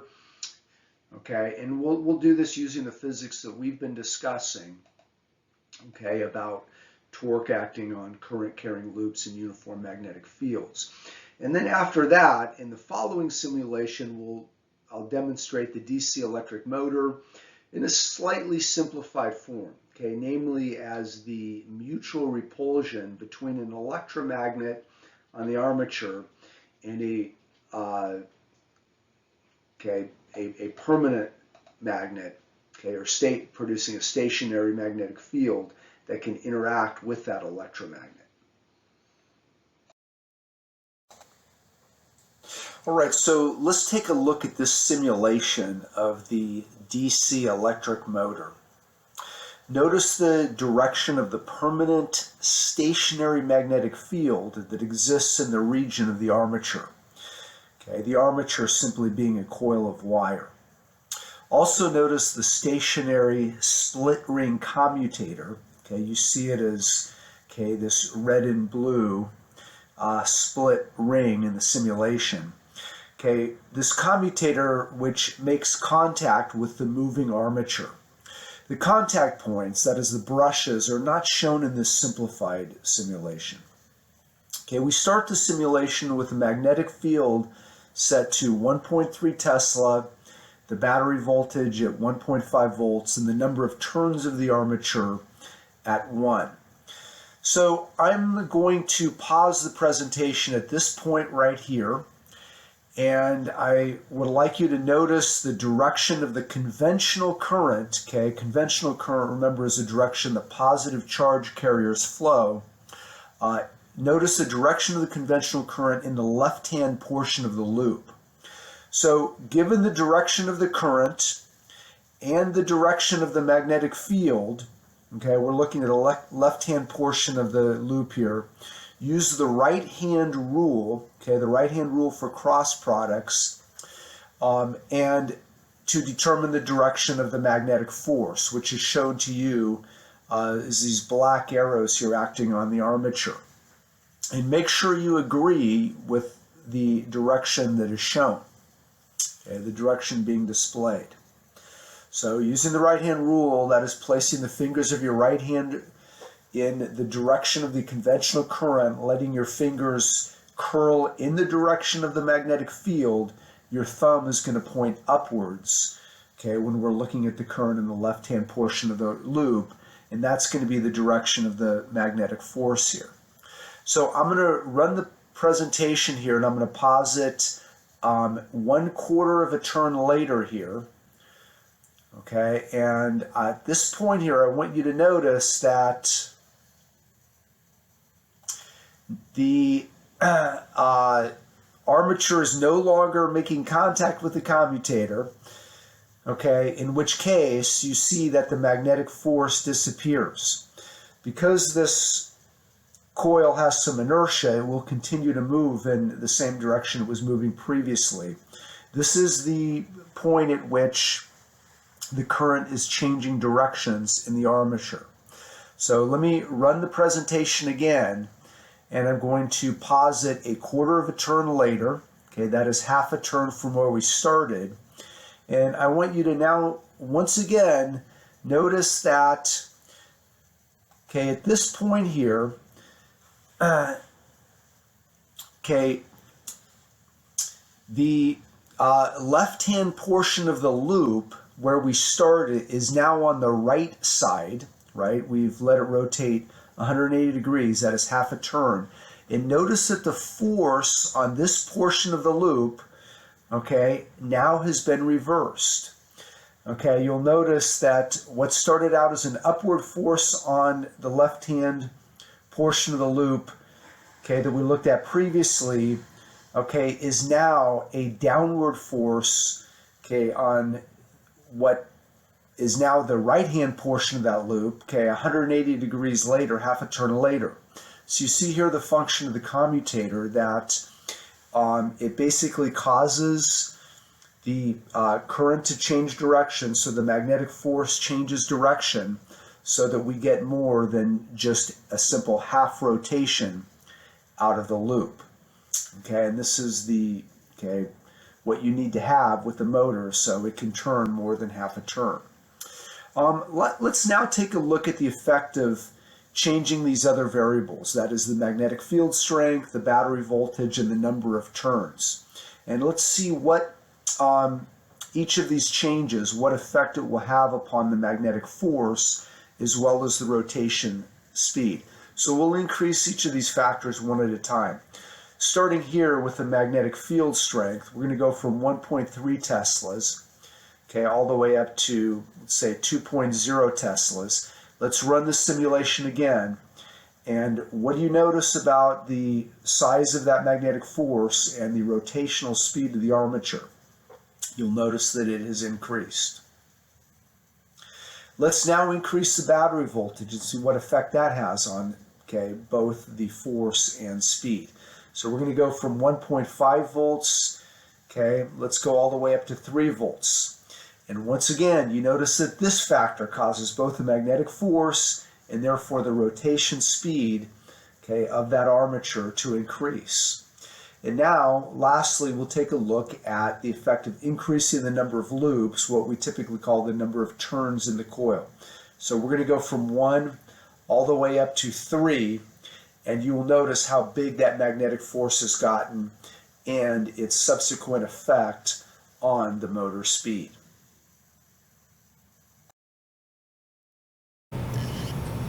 So here, folks, we have an electric motor, which is a device used to convert electrical energy into mechanical energy. Now, there are many different types of motors. This is a St. Louis motor, but all motors have certain features in common. You'll notice here with this motor, we have 2 permanent magnets, which are surrounding an electromagnet, which is attached to this armature so that it can spin freely. Also notice up here we have a metallic brush and a second metallic brush here, which make contact with a split ring commutator here. And you'll see that split in the ring right here. So let's take a look at how a motor operates.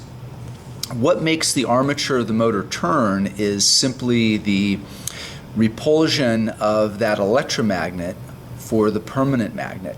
Now you'll notice in this position the north pole of the electromagnet is repelled by the north pole of the permanent magnet, and similarly over here there's repulsion between these south poles. That causes the electromagnet to want to spin.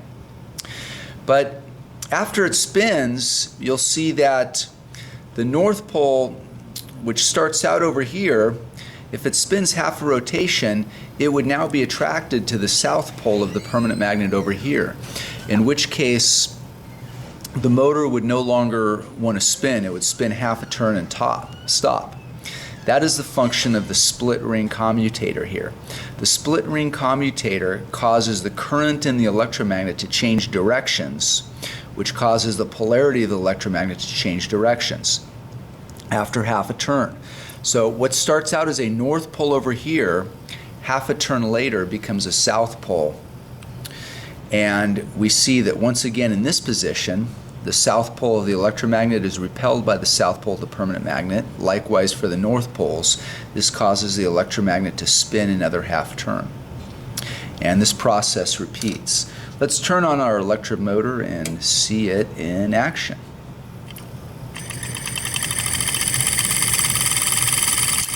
Once again, we see this conversion of electrical energy provided by our power supply into mechanical energy, or the kinetic energy of the motor armature.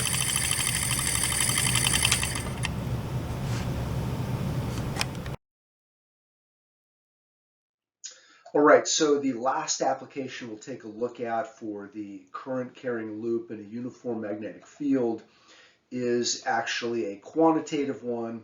So let's actually do a quantitative calculation with the DC electric motor. So in this example, I'm going back a few years, but the original all-electric Tesla Model S, okay, debuted in 2012 using a 270 kilowatt electric motor that develops a maximum torque of 441 Newton meters. Let's suppose that you want to produce this torque in a motor consisting of a 700 turn rectangular coil, okay, measuring 30 centimeters by 20 centimeters, that would exist in a uniform magnetic field having a strength of 50 millitesla. How much current would be required for this particular motor? I think the answer may surprise you. Okay, so we're going to use the physics that we discussed, that the net torque on a current carrying coil in a magnetic field is given by this expression, right? NIAB sine theta. And we want to, I'll say here, note here that the maximum torque, because we're told in this problem that the maximum torque produced, okay, by this Tesla motor here is 441 Newton meters. That's going to happen when the sine of the angle is 1. We're asked to find the current. Okay, you will notice that all of the other quantities are given to us in the problem, so we'll solve this equation for current, and we will substitute in 441 Newton meters for the maximum torque. Okay, N represents the number of turns, okay, sometimes called windings. Okay, the number of coils, which is 700. Okay, A is the area we're talking about. Now, the area of the Tesla motor is certainly going to be different than this, but we're talking about an equivalent, a different motor having different dimensions. So converting that to meters, 0.3 meters times 0.2 meters, and the 50 millitesla, okay, magnetic field converted to Tesla looks like this. When we do the number crunching, we find out that we need a very high current, okay, 210 amps of current, okay, given that 700 windings. So very often what you find is that, by increasing the number of windings, it's a very easy way, doesn't take up a lot more space, but it's a very easy way to produce an equivalent torque with a smaller, okay, input of current.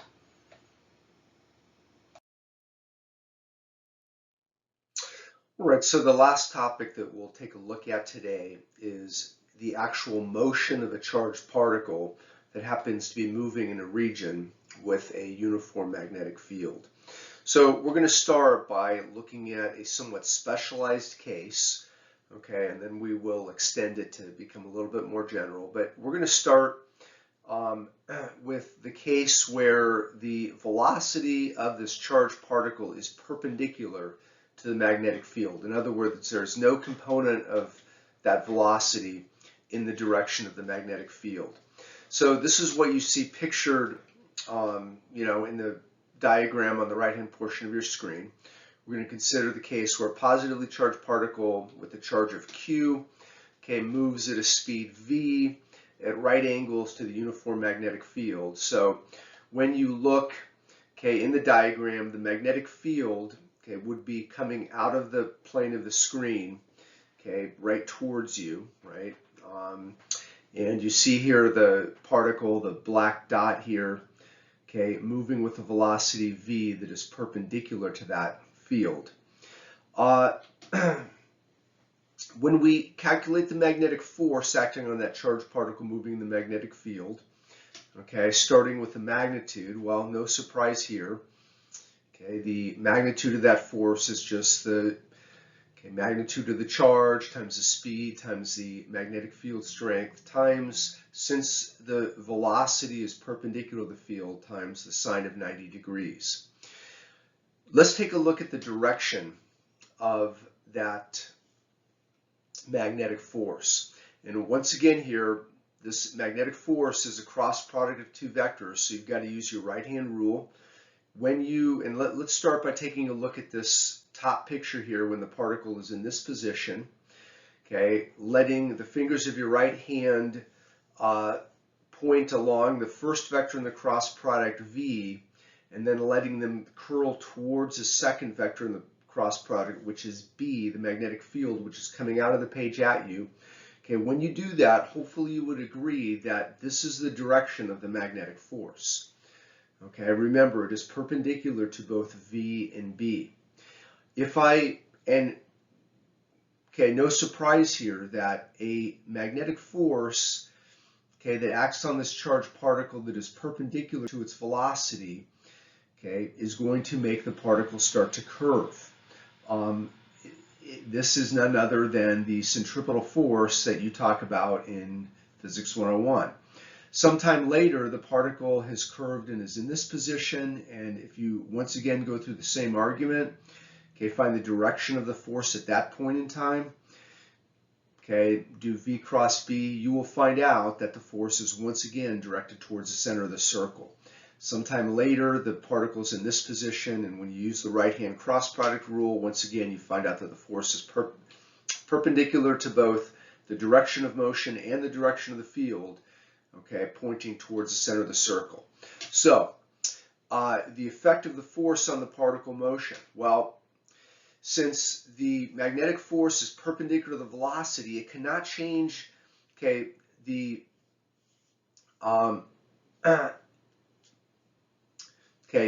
speed of the charged particle. All right, there is no component of that force in the direction of motion, but it can change the direction of the charged particle. And as we see here, that magnetic force then behaves as a centripetal force, causing the particles to start moving, okay, in uniform circular motion. So here's a simulation that will show you in real time, okay, what happens, okay, when that particle enters the field region. So you see the field free region, it's traveling in a straight line. Once it enters the region of the field, okay, then you see that it starts to move in this curved path. Now, if we want to describe the motion of this, okay, charged particle in the circular path that it moves in this region, we can do this in a number of ways. One of the ways we'll do it is by calculating the orbital radius. Okay, that is the radius of the circle, okay, the ensuing circle that it makes. And to be able to get an expression for this, we're just going to apply Newton's second law to the case of uniform circular motion. So there you see that the net radial force, that is a centripetal force, is simply equal to the mass of the charged particle times the radial or centripetal acceleration. So when we plug in our expression for the magnetic force here, set it equal to m times, we'll use the expression for acceleration in terms of particle speed, that is v squared over r. We can now solve this for radius, okay, and when you do the number crunching, this is the result of the expression you get for the orbital radius. So there you have it. And on the next slide, we'll take a look to see how some of these factors come into play. Hey, if it's any help in remembering this, you know, this expression for the orbital radius, and you can just, you know, imagine your mom, okay, that is m times v for momentum, okay, on top of the quarterback, okay, or not. The orbital period, okay, another way to describe the motion here, okay, well, the orbital period is, okay, the amount of time it takes for this particle to make one complete circle in the field region. And since we know we can figure out the speed of the particle here, okay, then the orbital period is just the distance divided by the speed. Well, the distance is just the circumference of the circle, okay, 2 pi r.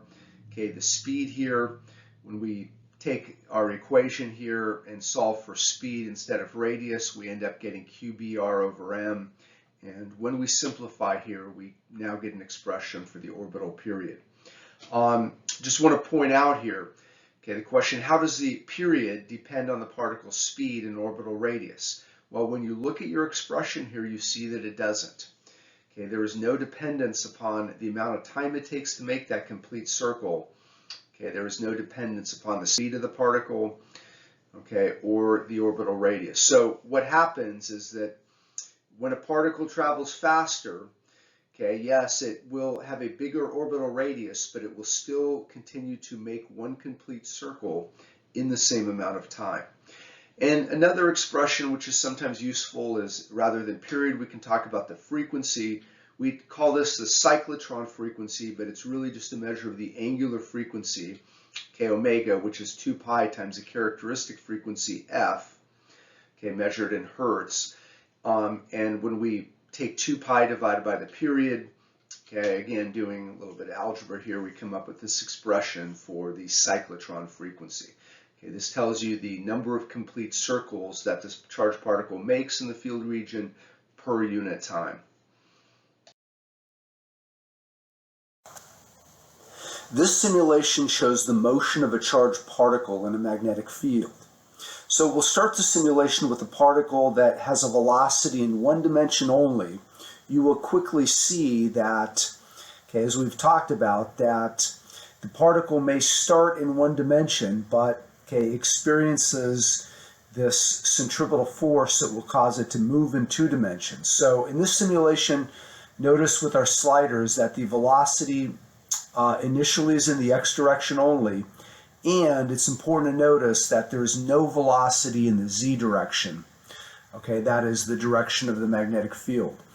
We'll keep the mass of the particle about 10 units, the charge about 2.2 units, and as I said, okay, notice that the magnetic field is exclusively in the z direction, okay, whereas the initial motion is in the x direction only, subsequently in the y direction, but, okay, the motion in the plane, the xy plane, will be perpendicular to, okay, the direction of the field. So we are going to start our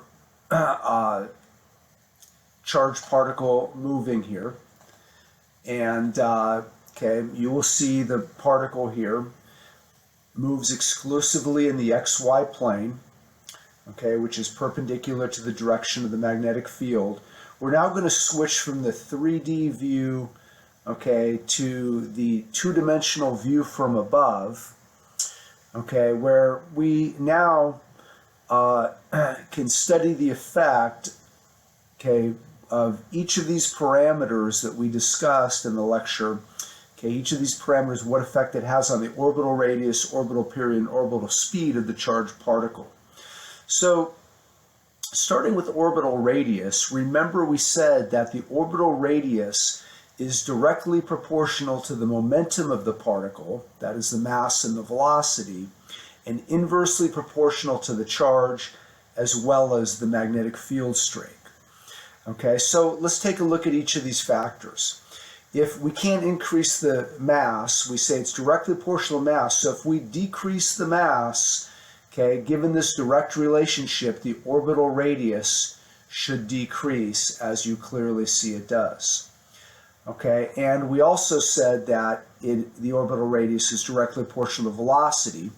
So let's, once again, we'll decrease the velocity here, okay, and as we predict, okay, that should decrease the orbital radius as well, okay. We said that there's an inverse relationship between the orbital radius and the charge. So let's see what happens if we increase the charge of the particle. Okay, notice this inverse relationship with radius. Okay, the radius goes down. Okay, as that centripetal force gets bigger, causing the particle to move in a smaller circular path. And lastly, we will, okay, check the effect of the magnetic field strength. Okay, this inverse relationship, I'm going to try to increase the field a bit from 4.1, okay, all the way up to 5, and you'll notice that it too decreases the orbital radius. So clearly the physics that we talked about, okay, you can see nicely displayed in this simulation.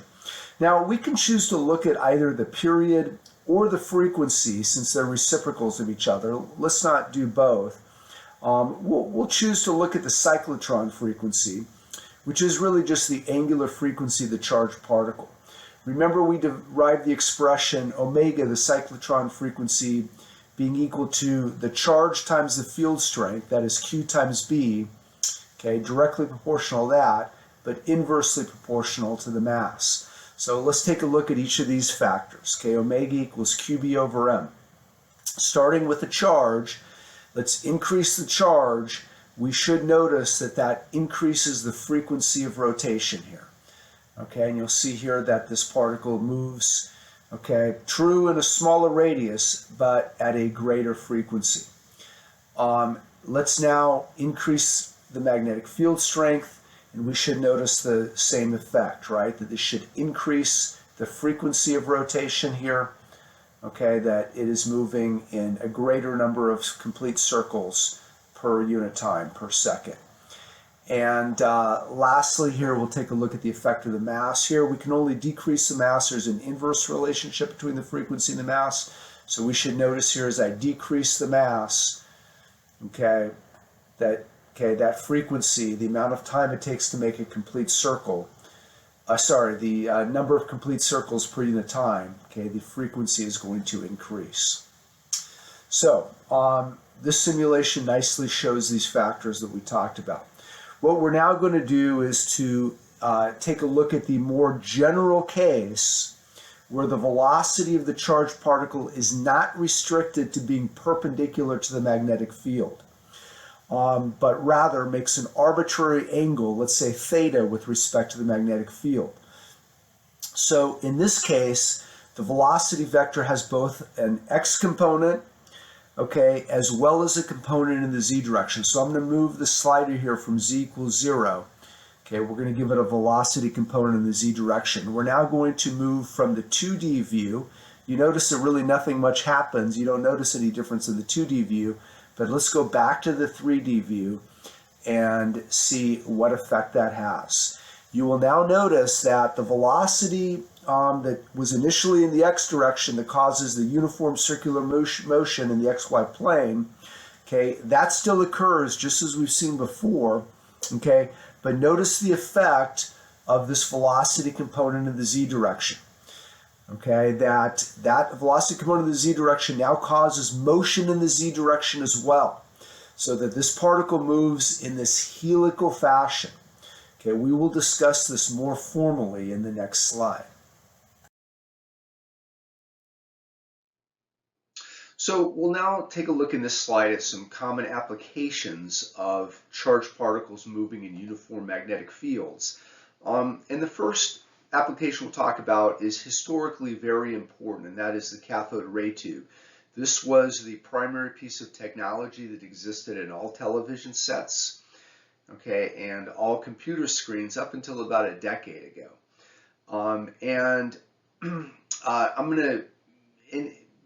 They're certainly less important today, okay, in our modern electronics age, but we'll take a look at the principle of operation here.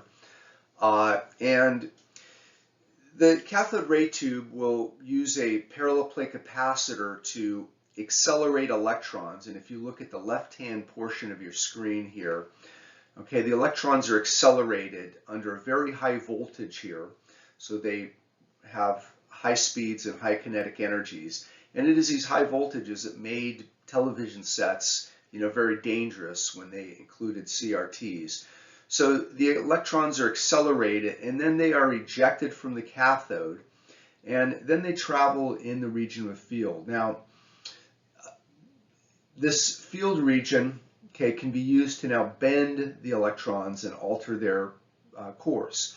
Sometimes the field could be provided by a parallel plate capacitor, okay, but other times it would be provided in the form of a magnetic field by these Helmholtz coils. So what I'm showing you here, these two coils here, will provide a fairly uniform magnetic field in the region between them, which can then interact with this moving electron beam and cause it to bend. All right, so that's, okay, very basic operation of the cathode ray tube. And it is a lab that we used to do in Physics 103, but okay, given their loss of stature in current technology, it's one of the ones we've decided to eliminate over time. So let's take a look here. Okay, another very important technological application of this okay, is the cyclotron. And cyclotrons, okay, well, they're important, certainly in atomic physics research. This is how we get a lot of information about the structure of matter.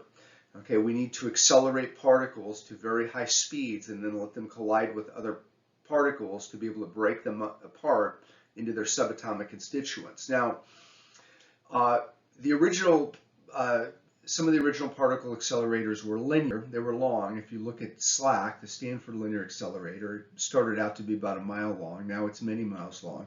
But that takes up a lot of space. Using a cyclotron has the advantage that it will take up much less space. And when you look at the original cyclotron that Ernest Lawrence developed, 70 years ago, it was a tiny little thing. It wasn't big at all. You could hold it in your hand. And another important use of the cyclotron is in the form of this medical diagnostic technique we call positron emission tomography. So if you ever had a PET scan done, you need a cyclotron to be able to start this process, to allow high-speed collisions of particles. So very quickly, taking a look at how the cyclotron works. Look, this first simulation is really, it's a poor simulation. I included here only to show you not really how a cyclotron works, but what we talked about in the previous slide, that if all of these red dots represent charged particles moving in a magnetic field, you can see that the period, the amount of time it takes each of them to make one complete circle is the same, right? Regardless of radius or speed, the period is always the same. Clearly, the ones that have the bigger radius must have a bigger speed to make a circle in the same amount of time. But this is not what happens in a cyclotron. This next simulation, I wish it was slowed down a little bit, but this gives you a more realistic interpretation of what's going on. So let's take a look at this. You see here in the simulation, the magnetic field is represented by these yellow dots. It's perpendicular to what we call the Ds, and no stretch of the imagination here. To see that the Ds, you can see the D shape. So a cyclotron consists of two Ds, which roughly form a circle, but there's this gap in between. And that magnetic field, as we said on the previous slide, is perpendicular to the velocity of the particles. It exerts a magnetic force which behaves as a centripetal force to get these particles to move in a circular path. Now, in the region between the Ds, we have a very intense parallel plate capacitor that can supply a powerful electric field and electric potential difference on the particles when they reach that region. So, and this time-varying electric field matches the frequency, of these moving particles. So, as a particle, it starts out with a very small radius. When it reaches the region of between the Ds, that electric field then accelerates the particle in that region, making it move a little bit faster. But as you know from the previous slide, when that particle moves a little bit faster, its speed increases, its orbital radius increases as well. So while it is in the region between the Ds, the orbital radius is constant, but every time it reaches the region between the Ds, it gets a little push to increase its speed, in which case travels a little faster with a slightly bigger orbital radius. The end result is that these particles end up moving in spiral paths of increasing radius, as the speed and kinetic energy of the particles increases. And you can see that in the simulation. If you start, the particle starts out smaller radius, moves in a spiral path. Now at some point, the particle is moving fast enough, when it reaches the outer walls here, and you then need to allow the particle to exit the chamber and then interact with whatever particle you wanted to interact with. at some point the particles gain enough energy, they leave the Ds and collide with their target particle. And like we're saying, this is how you can determine the underlying structure of matter is through these high energy particle collisions. And finally, let's take a look at the general case of a charged particle moving in a magnetic field, where we no longer make this assumption that the velocity is perpendicular to the field. So in general, we'll say what happens when the velocity of that charged particle makes some arbitrary angle with respect to the field B. So this picture will highlight that. And when you look at this, you'll see here that, now rather than having the velocity be perpendicular to the field region, we're saying it makes the velocity of the particle makes some angle theta with respect to the field region. Well, what we learned previously still holds. We will simply resolve that velocity vector into its set of parallel and perpendicular components. So this velocity vector, as you see in the diagram, has one component that is perpendicular to the field and one component that is parallel to the field. Now, we've already talked about what happens to this perpendicular component. We've said that when the velocity is perpendicular to the field, it gives rise to uniform circular motion, and it makes these particles move in circular paths, in planes that are perpendicular to the field itself. So there's nothing new there. The only new part here is what is the effect of having that component of velocity that's parallel to the field? Well, this is rather easy because that parallel component of velocity gives rise to no magnetic force, right? When you look at applying the right-hand cross product rule to V cross B, when your two vectors in your cross product are parallel to each other, you take the sine of the angle between them, you've got the sine of 0 degrees, which is 0 degrees. What this implies then is that parallel component of velocity is unchanged by the presence of the magnetic field, and therefore the resulting motion is simply uniform motion in a straight line, when we're looking in the direction of the magnetic field. So what we have in this situation then is really a combination or superposition of these two motions. We've got uniform circular motion in the plane that is perpendicular to the field, combined with uniform motion, in the direction of the field. And when we combine or superimpose these two motions, we end up with this helical path, this helical trajectory that these charged particles take. So I showed you that in the simulation, and that's what this little GIF is showing you here. That when you take the circular motion in the plane perpendicular to B and you actually add in uniform motion in the direction of B, you get your particle to move in this helical path.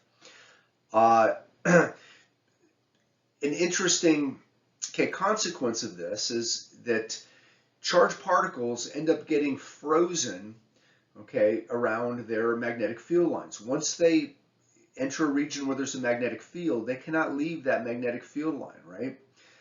So the absence of the magnetic field in the direction of the the absence of magnetic force in the direction of the field means that the particle will move in a helical path around the field lines and are thus, in a sense, trapped by the field. So, an analogy here, you can kind of think of this as these particles as kind of like being, beads confined to a wire. They can spin, they can rotate, but they can't actually leave the wire. In the same way, these charged particles can rotate around the field lines, but they cannot leave those magnetic field lines entirely. And finally, we'll take a look at some very important applications of this more general case where you have a charged particle moving in a uniform magnetic field. And the first application is extremely important in modern society. The race is on to develop really the first practical or efficient fusion reactor where we can actually get more energy out of the reaction than we can put into it. And there's a couple different models for this. Okay, one model for getting the fusion reaction to take place is what we call inertial confinement. Okay, that's what's happening at Lawrence Livermore lab. Okay, but another model is what we're going to talk about right here. Okay, uses the idea that you can use very intense magnetic fields to guide the motion of these charged particles in a chamber, so to speak. So if you think about the practical problems with fusion, in order to get a fusion reaction to take place, in order to allow, let's say, two light nuclei, two hydrogen nuclei to come together, to be able to form a heavier element like helium, when that happens, when you take two separate hydrogen atoms and you get them to come together, you got to get them close enough for this to happen to form a helium atom. A lot of energy is released. The problem is that to get these particles to do that, requires their nuclei to interact, which means they have to get very close to each other. And the only practical way to get that to happen is having those particles collide with huge amounts of kinetic energy, which means that the temperatures for which fusion reactions occur are very, very high. No surprise, this is what happens in a star. Like our sun, we're talking about in the order of several hundred million kelvins, in order to get the fusion reaction to take place.